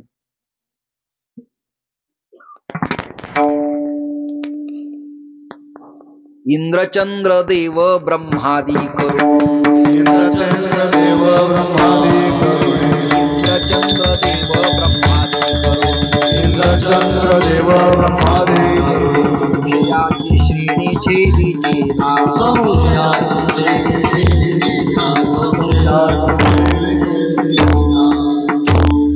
संशय निवृत्ती न झाल्यामुळं आणि गुरुकृपेचा अभाव असल्यामुळं वडील ब्रह्मांडाचा नायक आहे, पण मुलगा त्या पदाला अपात्र निघाला तर वडिलाच्या पदाला काही अर्थ शिल्लक राहत नाही. मग उपनयन केला ब्रह्म्याचा, त्यावरही थांबलं नाही, त्याचं लग्न केलं सावित्री समवेत. मग बाळ जन्माला आलं, ती आली कन्या, त्याच्यावरती ऑब्झर्व केलं, कन्या अभिलाष. अभिलाषा निर्माण झाली लोकांते एकांती स्त्रियासी. मला वाटतं येणाऱ्या काळातल्या संप्रदायातल्या सगळ्या सज्जनांना शांतीब्रह्म एकनाथ महाराजांचं चिरंजीव पद मार्गदर्शक ठरेल. नको नको स्त्रियांचा सांगात करीती आघाद पुरुषासी. एवढ्या ओव्या पुष्कळ झाल्या. याचा अर्थ निषेध नाहीये, शुद्धाचरणारा वालीला माताच मानावं, तिळमात्र शंका नाही, कन्याच मानावं, भगिनीच मानावं. पण आचारशीलता नसेल तर प्रणाम लांबूनच करावा. युद्धस्य वार्ता रम्या, काही गोष्टी लांबूनच बऱ्या वाटतात, सगळं सुभाषी सांगत नाही. इराण इराक ऐकायला फक्त टीव्हीवर आपल्याला बरं वाटतं. एखादा बॉम्ब ब्लास्ट आपल्याकडे झाला तर पळता भुई थोडी होईल. पर्वतांच्या रांगा लांबून देखण्या वाटतात, चढताना ते वाटतं वेशाच मुखमंडलम, अधिक बोलत नाही.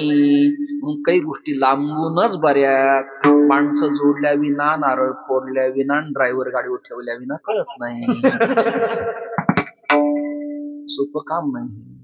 ज्याच्या ज्याच्या जीवनात अनुभव आले त्या सगळ्यांना विचारा तुम्ही. ब्रह्मदेव नापास झाले, आपल्या कन्येला आलिंगन देऊ पाहतायत. हे संतांच्या स्कॅनिंग मधून चुकलं नाही, संतांच्या मीडिया तंत्रात चुकलं नाही. संतांनी आपल्या वाङ्मयीन तत्वज्ञानाच्या पेपरच्या वर्तमानपत्राच्या पहिल्या पानावर निषेध व्यक्त केला.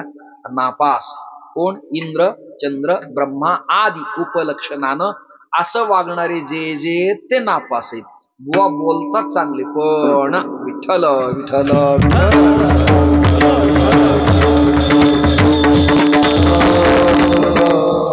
काय 4 दिवस गायलं मंडपात लोक खालच होते हो.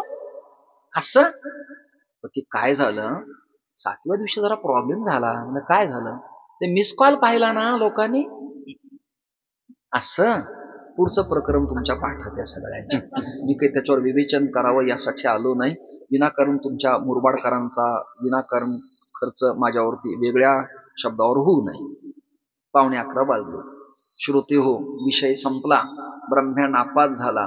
संतांनी टीका केली, विडंबन केलं, पुष्कर तीर्थ क्षेत्र सोडलं. तर आजही ब्रह्म्या कुठे स्थापित नाही. पूजेत सुद्धा तो निमंत्रण द्यावं आणि निमंत्रणानंतर सांगावं, आपण आपल्या स्वस्थानी जा, ही तुम्हाला माझी प्रार्थना आहे. म्हणून शेवटी आईला दया आली.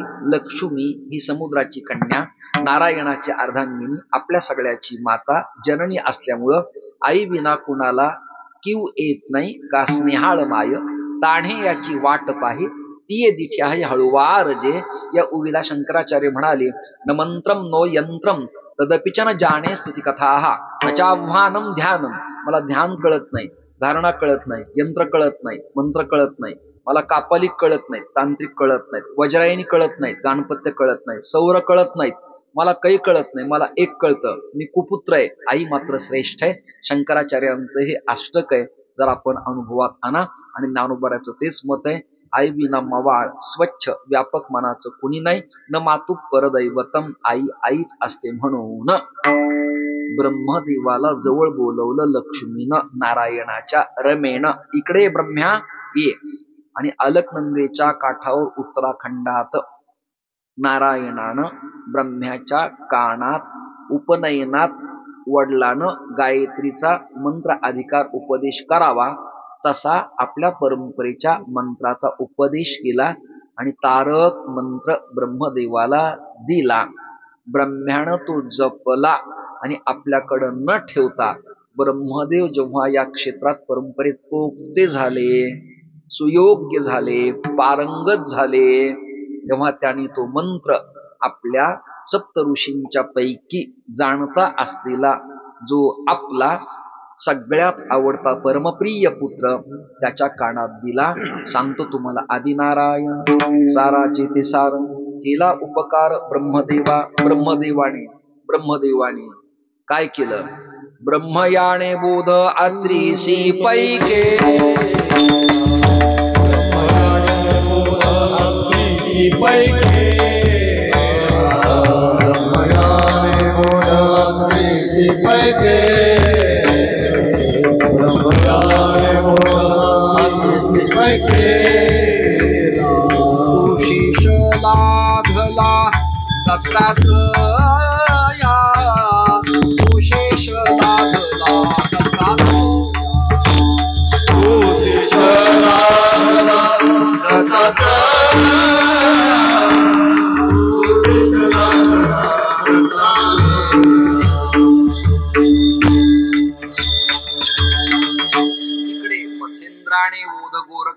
केला.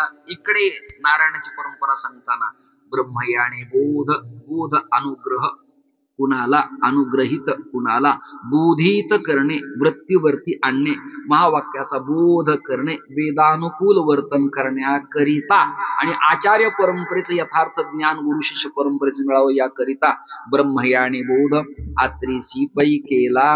आत्रींच्या कानात मंत्र दिला. आत्री अनसुये बरोबर विवाह झाला. ही काही कथा सांगत नाही मी, वेळ संपलाय. अनसुया नाव आहे, अनुसया नाही. अनसुयेचं गाव करंजी, तालुका दिंडोरी, जिल्हा नाशिक. दत्तात्रयांचं आजोळ.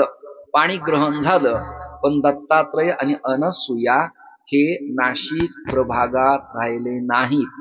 मराठवाड्याच्या कुशी गोदा गंगेच्या तीरावर शनेश्चर राक्षस भवन तीर्थ क्षेत्र आहे, जिथे स्थापित विज्ञानेश्वर गणपती आहे. त्या पवित्र मातीत आलेला रेफर ग्रंथ काय सांगतो तुम्हाला मी. ब्रह्मवैवर्त पुराणातील गौतमी खंड काढा, म्हणजे तुम्हाला माझ्या बोलण्याचं उत्तर स्वच्छ मिळेल. यात सगळे अभ्यासक आणि वाचकच आहेत. पुरावा तुम्हाला दिला मी. ब्रह्मवैवर्त पुराण गौतमी खंड. त्या गौतमी खंडात विषय असा आहे की 3 बालक उदयाला आले, आत्रिगंगेचं स्नान करून आले. आज काही दत्त जयंती नाहीये खऱ्या अर्थाने, पण अभंगाची संगती मांडताना मला हे मांडावं लागेल. संसारातल्या अन्य गोष्टी मांडण्यापेक्षा ही चिंतनीय भूमिका आहे. स्नान करून आले आणि विचारलं धर्मपत्नीला की बालक, ती म्हणाली आपलीच आहेत. म्हणून कमंडलूतलं पाणी त्यांनी मार्जन केलं सुनील काका. आणि मार्जन केल्याबरोबर मूळ स्वरूपात ब्रह्मा विष्णू महेशाला प्रकट व्हावं लागलं. त्यातले ब्रह्मदेव चंद्र झाले. सोपं गणित आहे.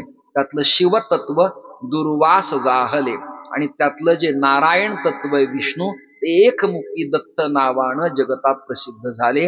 एकमुखी दत्त कुठल्या एका विशिष्ट संप्रदायाचं दैवत नसून तो सनातन वैदिक धर्माचा आचार्य आहे. नारायण दत्त, शिवदत्त आणि विष्णू दत्त. दत्त तीन. आत्रेय म्हणजे आत्मज म्हणजे पुत्र, आत्रींच्या असल्यामुळं आत्रेय, आणि त्रय म्हणजे तीन. सोपं गणित आहे. ते प्रकट झाले. दत्तात्रेयांची साधना वाढली, तपश्चर्या झाली. दत्तात्रेय कधी मलंग वेशात ठाणे जिल्ह्यात मलंगगडला, तर कधी ते मराठवाड्यात दौलताबादच्या किल्ल्यावर राहत असायचे. सूर्यप्रभंजन नावाचं तीर्थक्षेत्र आहे किल्ल्याच्या उत्तरेला. इस्लाम बांधव त्याला हुजूर पागा तीर्थ म्हणतात, आपल्याकडे शुलीभंजन म्हणतात. खरं नाव त्याचं सूर्यप्रभंजन तीर्थ. शंकरराव चतुरकराच्या ग्रंथाच्या आधारे मी चिंतन आपल्यासमोर मांडतो आहे. आणि केशवकृत नाथ चरित्र. तपश्चर्या साधना झाली. कपिला वत्स गाय आली आणि त्याच प्रसंगाला बहुल गावचे देशपांडे कुलोत्पन्न जनार्दन स्वामी, तालुका चाळीसगाव, जिल्हा जळगाव, हे त्या किल्ल्यात मुख्य पदावरती आरूढ झाले. दत्तात्रेयांनी कृपादृष्टी केली आणि ही वार्ता, दोन वार्ता आहेत न्यायात, तैलबिंदुवत आणि जलबिंदुवत. आता श्लोक सांगतो. षट्कर्णो भिद्यते मंत्रः चतुष्कर्णो स्थिरो भवेत द्विकर्णस्य मंत्रस्य ब्रह्माप्यंतम न गच्छति. दोन कानात उत्पन्न झालेली गोष्ट उत्पत्ती करणाऱ्या ब्रह्म्यालाही कळत नाही. चार कानातली गोष्ट स्थिर राहते आणि 6 कानात वार्ता गेल्यावर आदरणीय अण्णा त्याला प्रतिबंध घालता येत नाही.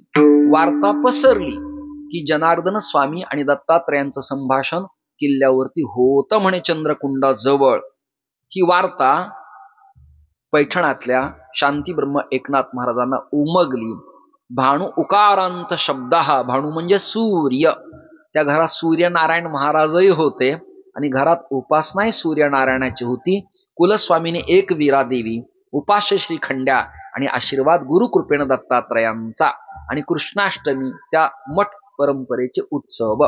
म्हणून एकनाथ महाराज दर कोस दर मुक्काम करत बिडकीन ढोरकीन मार्गे किल्ल्यावरती चढले. तर तिथे सगळे कुणी गझल तर कुणी कव्वाल्या म्हणत होते. ते म्हणाले, छोटे बच्चों ने मदरसा में जाना चाहिए, या कचेरी में काम करने के लिए बड़े बड़े लोग आते हैं, आपका नाम क्या है? त्यांनी सांगितलं एकनाथ. आलात कुठून? पैठणातून. काम काय? गुरु कृपा व्हावी. गुरु कृपा व्हावी. ये गुरु क्या होता है? बिचाऱ्यांच्या तत्वज्ञानाचाच हा विषय नसल्यामुळे त्यांचा विरोध करण्यात काही मजा मला वाटत नाही. तरी चिकाटी श्रद्धा आणि सबुरी न ढळमळता एकनाथ महाराज 4 दिवस तिथेच राहिले आणि उत्तरेला किल्ल्याच्या जाऊन पाहिलं तर भगवान दत्तात्रेय आणि आपले होणारे गुरुजी संवाद शास्त्र अध्यात्माची चर्चा योग विषयावरती करता आहेत. डोळे गदगद झाले, सजल झाले आणि श्री नाथ महाराज वेगानं गेले आणि शिरस साष्टांग प्रणिपात घातल्याबरोबर नेत्र कटाक्षाने न्याहाळलं. सगळ्यांच्या प्रमाण पाठातले आपुले पदी बैसविले. संत परंपरेत, वारकरी परंपरेत प्रथा अशी आहे की शिष्याला आपल्या परंपरेत आपल्या लेव्हलला घ्यावं. कसं? अहो अर्जुनाची पाती परिसणिया योग्य होती.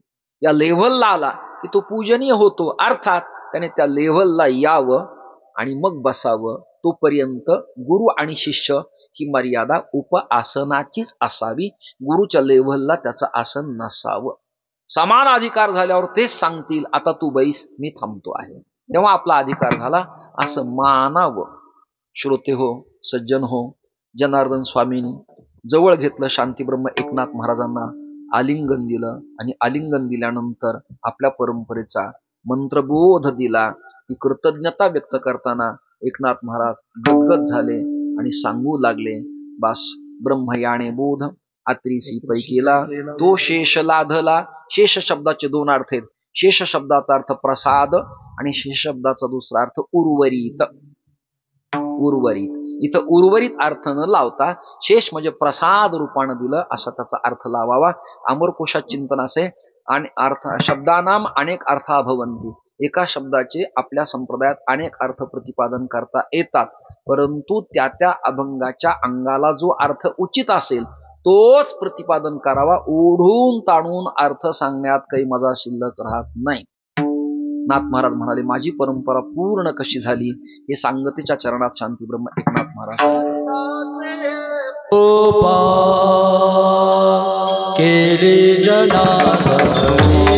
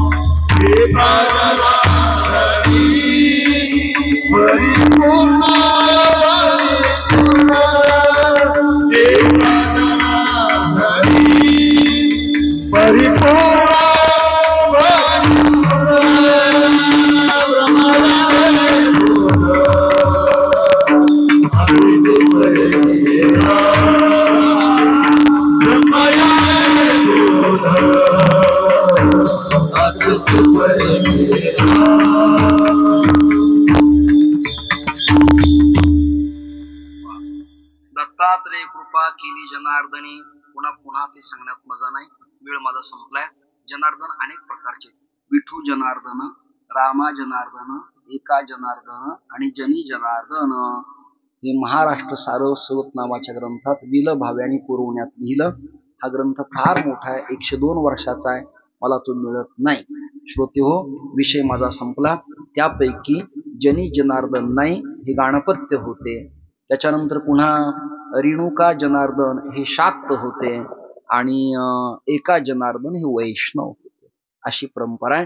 आणि मग जनी जनार्दनांची कृपा गाणपत्य आहे आणि एका जनार्दनाची कृपा ही नारायण वारकरी परंपरेतली असल्यामुळं या कृपेचं पोषण मला प्राप्त झालं आणि यात मी उत्तीर्ण झालो अशी कृतज्ञता शांती ब्रह्म एकनाथ महाराज म्हणाले. नुसती कृपा झाली नाही, परिपूर्ण. जसं अर्धकुंभ, कुंभ आणि पूर्ण महाकुंभ 144 वर्षांनी जसा आला तसं नुसती कृपा नाही, पूर्ण कृपा माझ्यावरती झाली. त्याचा फलास्वाद की आपल्या या फड परंपरेच्या अंगानं गुरु शिष्य परंपरा लोकाला कळावी या आमिषापोटी एक वेगळं चिंतन मुरबाडला मांडण्याचा मी प्रयास केला. कीर्तन माझं समाप्त झालं. करविली तैशी केली कटकट, वाकडे का नीट देव जाणे तुमच्या पायाच्या प्रसादी. काही बोलिलो विनोदे माझा क्षमा करणे संती, नोही अंगभूत युक्ती सर्वे पे सुखिना संतु. संतु सर्वे निरामयाः सर्वे भद्राणि पश्यन्तु मा कश्चित् दुःख भाग भवेत्. ज्ञानेश्वर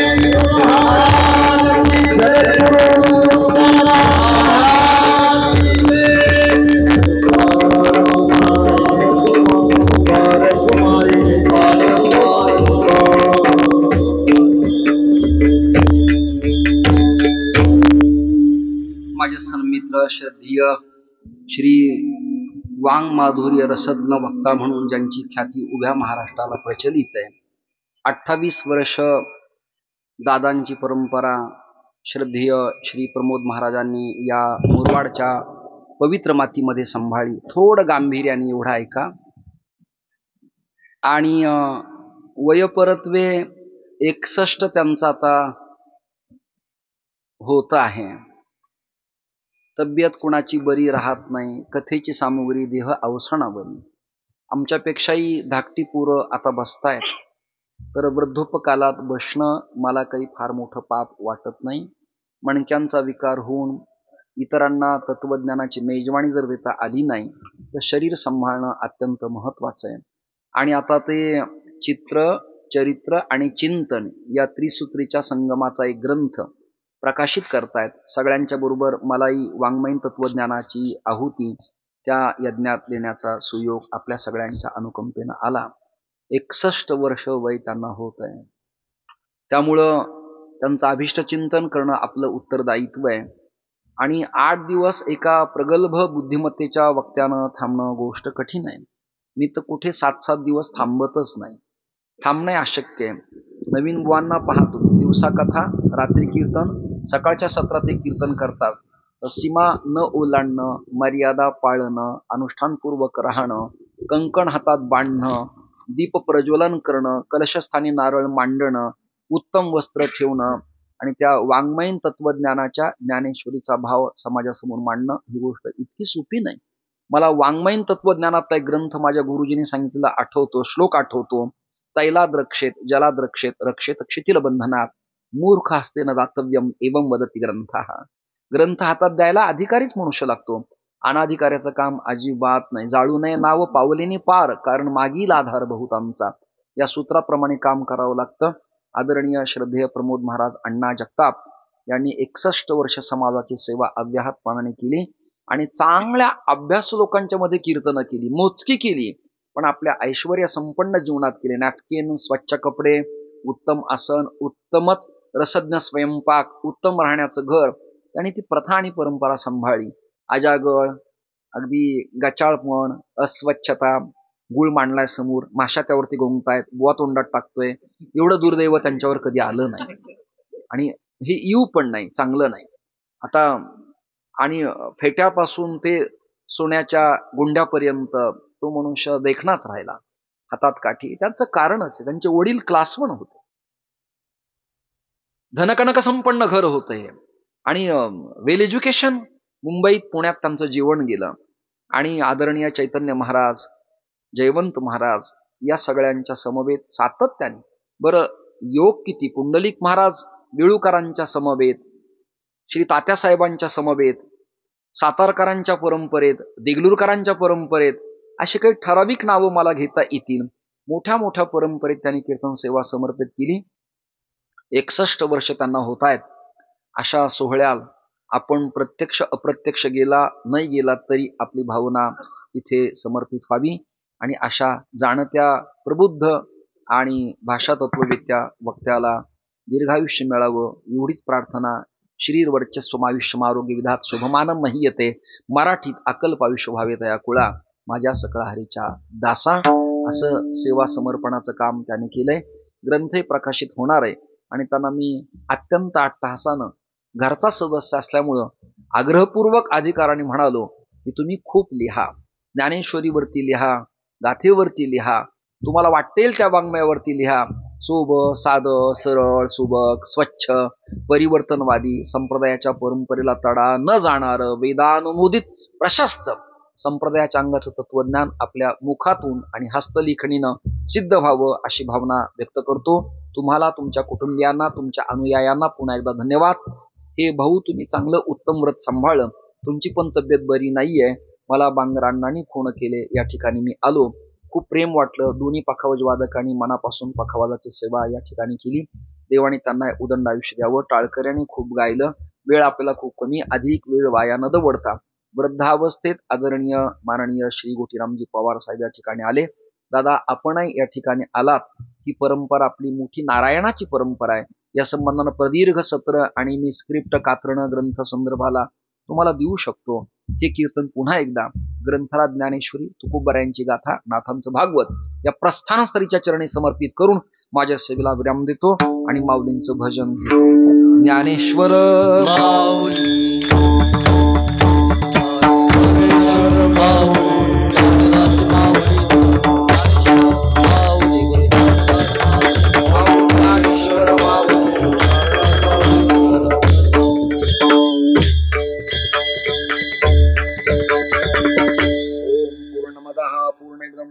पूर्णमुदच्यते पूर्णस्य पूर्णमादाय पूर्णमेवावशिष्यते. विठ्ठल जय जय विठ्ठल जय जय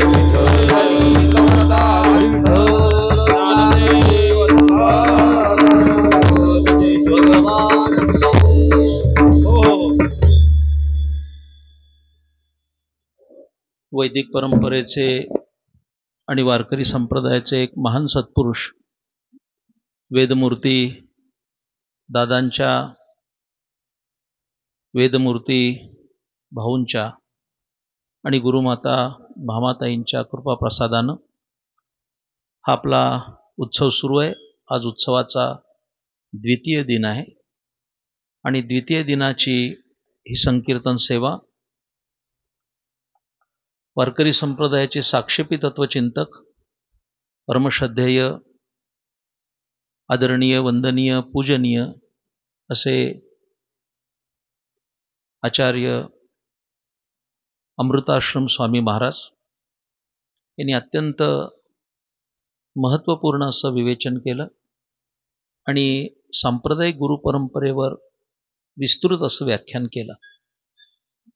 त्यांचा आणि माझा गेल्या जवळपास 30 वर्षाचा निकट असा अनुबंध आद्य महंत वैकुंठवासी त्र्यंबकदासजी चराटे महाराज यांच्या माध्यमातून आला. गेली 3 दशकं एकाच ठिकाणी न राहता अनेक ठिकाणी दोघांनीही प्रबोधनाचं कार्य मोठ्या वैभवानं चालू ठेवलंय. माझ्यापेक्षा ते ज्येष्ठ आहेत, माझे मार्गदर्शक आहेत, श्रोत्रिय आहेत, ब्रह्मनिष्ठ आहेत आणि अत्यंत शुचिष्मंत अशा घराण्यातून त्यांनी आपलं साहित्यिक, वैदिक असं वाङ्मयाचं चिंतन करीत आज प्रकृती अस्वास्थ्यात सुद्धा ते प्रयागक्षेत्री स्नान करून आले आणि दैनंदिन कीर्तनं सुरूच आहेत. प्रकृतीचं अस्वास्थ्य जरी असलं तरी सुद्धा त्यांचं वैचारिक धन हे खूप मोठं आहे. काही कीर्तनं ही विचाराची असतात, काही कीर्तनं ही प्रबोधाची असतात, काही कीर्तनं ही विनोदाची असतात. सद्यकालीन विनोदी कीर्तनकाराकडे लोकांचा अधिक कल आहे, पण वैकुंठवासी दादांच्या अनुज्ञेनं गेल्या 27 वर्षात या मुरबाडच्या अखंड हरनाम सप्ताहाची शुचिता सांभाळण्यात आम्ही यशस्वी झालो. आज पावेतो या ठिकाणी कोणत्याही अशा प्रकारचं संकीर्तन झालं नाही. अत्यंत शुचित्व संपन्न असा हा समारंभ आहे. स्वामींचं येणं झालं, अतिशय गोड चिंतन त्यांनी केलं.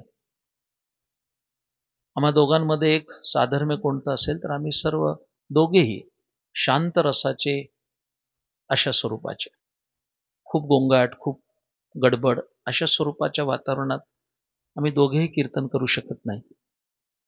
अत्यंत शांततेनं ऐकलं पाहिजे. त्यांनी माझा खूप गौरवपूर्ण उल्लेख केला की त्यांना ते ज्ञात होण्याचं कारण एक अत्यंत चांगला ग्रंथ प्रकाशित होतोय 61च्या निमित्तानं, चरित्र, चिंतन आणि चित्रण या त्रिसूत्रीवर तो आधारित आहे आणि महाराष्ट्रातल्या आणि संपूर्ण भारतवर्षातल्या अनेक विद्वानांचे त्याच्यात लेख आहेत. जो संदर्भ ग्रंथ म्हणून कदाचित भविष्यकाळामध्ये मान्यता पावेल. त्यामध्ये आचार्यांनी लिहिलेलं एक अत्यंत उद्बोधक असं चिंतन आपल्याला त्या ग्रंथातही पाहायला मिळेल आणि वाचायला मिळेल. त्यांनी मला दिलेल्या शुभेच्छा ह्या मला परमार्थ पथावर भक्कम साथ करतील. कारण एका यतीचं ते आशीर्वचन आहे, मी तो प्रसाद मानतो. त्या प्रसादानं माझं जीवन फुलंकित व्हावं आणि माझा परमार्थ शेवटच्या श्वासापर्यंत अत्यंत शुचिष्मंतरित्या चालू राहावा अशी मी त्यांच्याकडे याचना करतो. आज त्यांचं आगमन झालं. त्यांनी दिलेला बोध आम्ही आमच्या मनी मानसी साठवूया. या समारंभास आज वैशिष्ट्यपूर्ण उपस्थिती लाभली ते सासणी गुरुपीठाचे वेदमूर्ती दादांचे उत्तराधिकारी असे हरिभक्तीपरायण निलेश दादा जोशी या उत्सवात उपस्थित राहिले. त्याबद्दल आपणा सर्वांच्या वतीनं त्यांना विनम्र अभिवादन. त्याचबरोबर या प्रभागाचे लोकनेते आणि या समारंभाचे आधारस्तंभ असे माननीय श्री पवारसाहेब हे न चुकता या उत्सवात गेल्या 27 वर्षात सातत्याने येत राहिलेले आहेत. मला नेहमी त्यांच्याविषयी कौतुक वाटतं की अनेक पुढारी असतील पण पवारसाहेब या सप्ताहाशी अत्यंत निकटवर्ती अशा पद्धतीनं आम्हाला सहकार्य देतात. त्यांचा मी निश्चित स्वरूपानं या ठिकाणी गौरवपूर्ण उल्लेख करेन. त्याचबरोबर आज उमेश महाराज बागडे यांनी भक्ती या विषयावर अत्यंत सुंदर विवेचन केले. समारंभ संपल्यानंतर निर्गमन करणारे अनेक महाराज लोक आहेत, पण उमेश महाराज 2 दिवस आपल्यात राहिले आणि अत्यंत चांगल्या पद्धतीने त्यांनी आपलं निरूपण आपल्यासमोर सादर केलं. आपण सर्व मुरबाडकर ग्रामस्थ आपल्या राजाश्रयावर हा उत्सव चालतो. त्या सर्वांना माझी नम्र सूचना असेल की मुरबाड तालुका भागवत वारकरी समाजसेवा मंडळ हे रजिस्टर मंडळ आहे. समोर त्याची पावती पुस्तक आहेत. आपण आपला जो काही हिस्सा या धर्मकार्यासाठी समर्पित करायचा असेल त्यांनी तो त्या ठिकाणी करावा, रीतसर पावती घ्यावी. त्याचप्रमाणे आपला पालखी सोहळा 19 तारखेला आहे आणि 20 तारखेला आपला काला आहे.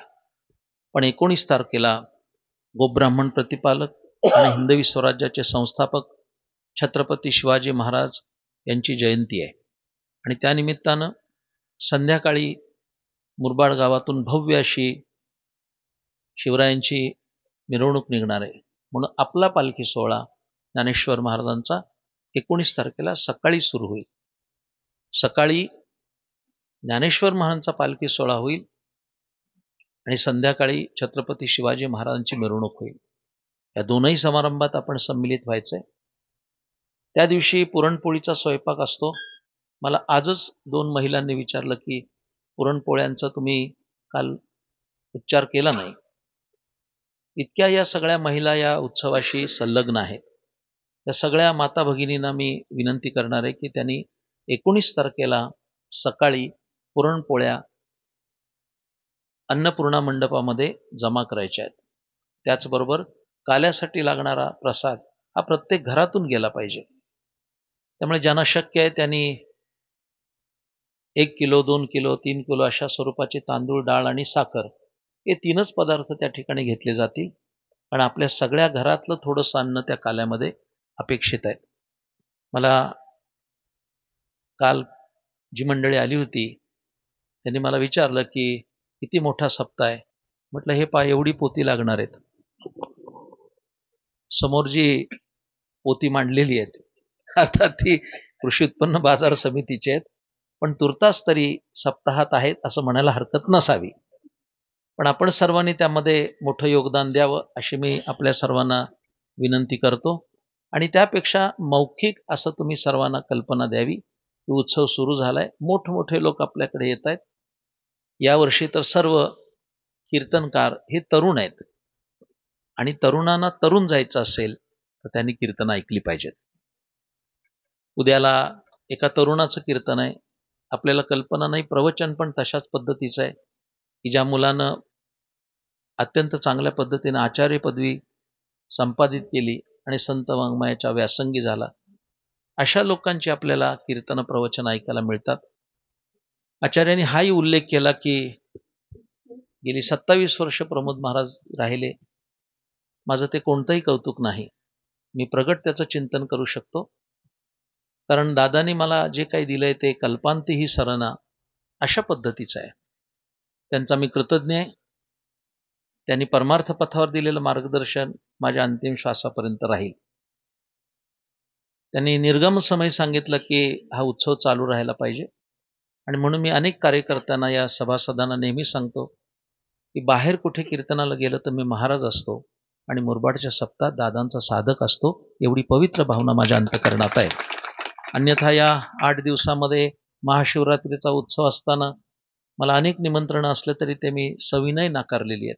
माझ्याकडेच नाही. आणि स्वतः त्यांची निमंत्रणं असताना सुद्धा मी अजूनही होकार भरलेला नाही. ते त्याचे स्वतः साक्षीदार आहेत. आता शेळकेवाडीला खूप मोठा उत्सव असतो, पण त्यात मी जाऊ शकत नाही.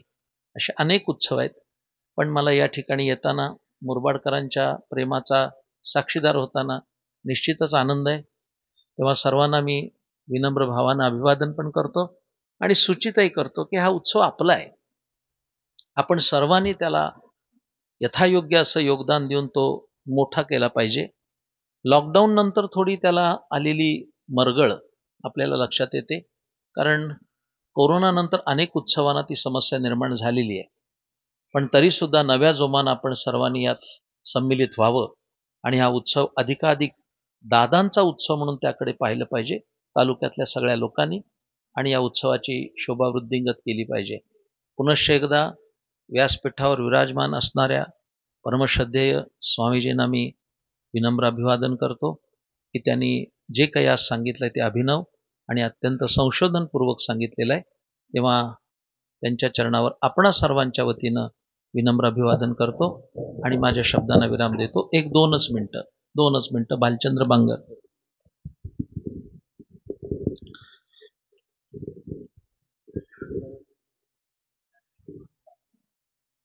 उद्याचं प्रवचन हरिभक्त पारायण ज्ञानेश्वर महाराज काकडे. उद्याचं प्रवचन आचार्य अर्जुन महाराज साळुंके आणि उद्याचं संकीर्तन 9 ते 11 या कालावधीमध्ये हरिभक्त पारायण काकडे महाराज यांचं होईल. आजचे अन्नदाते सौ प्राजक्ता मोहन भावावते माजी जिल्हा परिषद सदस्य आणि काळूराम केशव म्हाळसे उद्योजक यांनी अन्नदान केलेलं आहे. त्यांना विनंती आहे की त्यांनी या ठिकाणी येऊन महाराजांच्या शुभ हस्ते आपला प्रसाद या ठिकाणी घ्यावा. त्याचबरोबर आजचा अल्पहार संतोष केशव भोईर तोंडरी यांनी केलेला आहे. त्यांना विनंती आहे. तुका बोलिलेले पुरे वेळी वाकडे उतरे करा क्षमा पराज मारा आहा नाही विचारिला धर्म्या पुरा करा तुका म्हणे ज्ञानेश्वर राखा पाया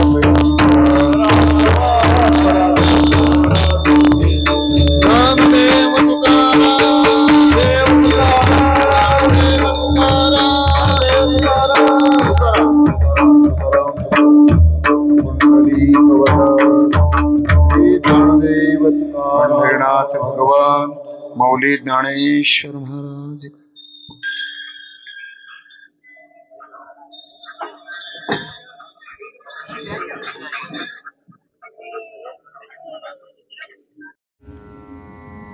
कुष्टी महाराज हे यूट्यूब चॅनल आजच सबस्क्राईब करा. बेल आयकॉनवर क्लिक करा. शुद्ध सांप्रदायिक चाली, कीर्तनं, प्रवचनं, कथा, पारायणं असे वारकरी संप्रदायाशी संबंधित व्हिडिओ पहा. आपणही पहा आणि इतरांनाही आग्रहपूर्वक सांगा.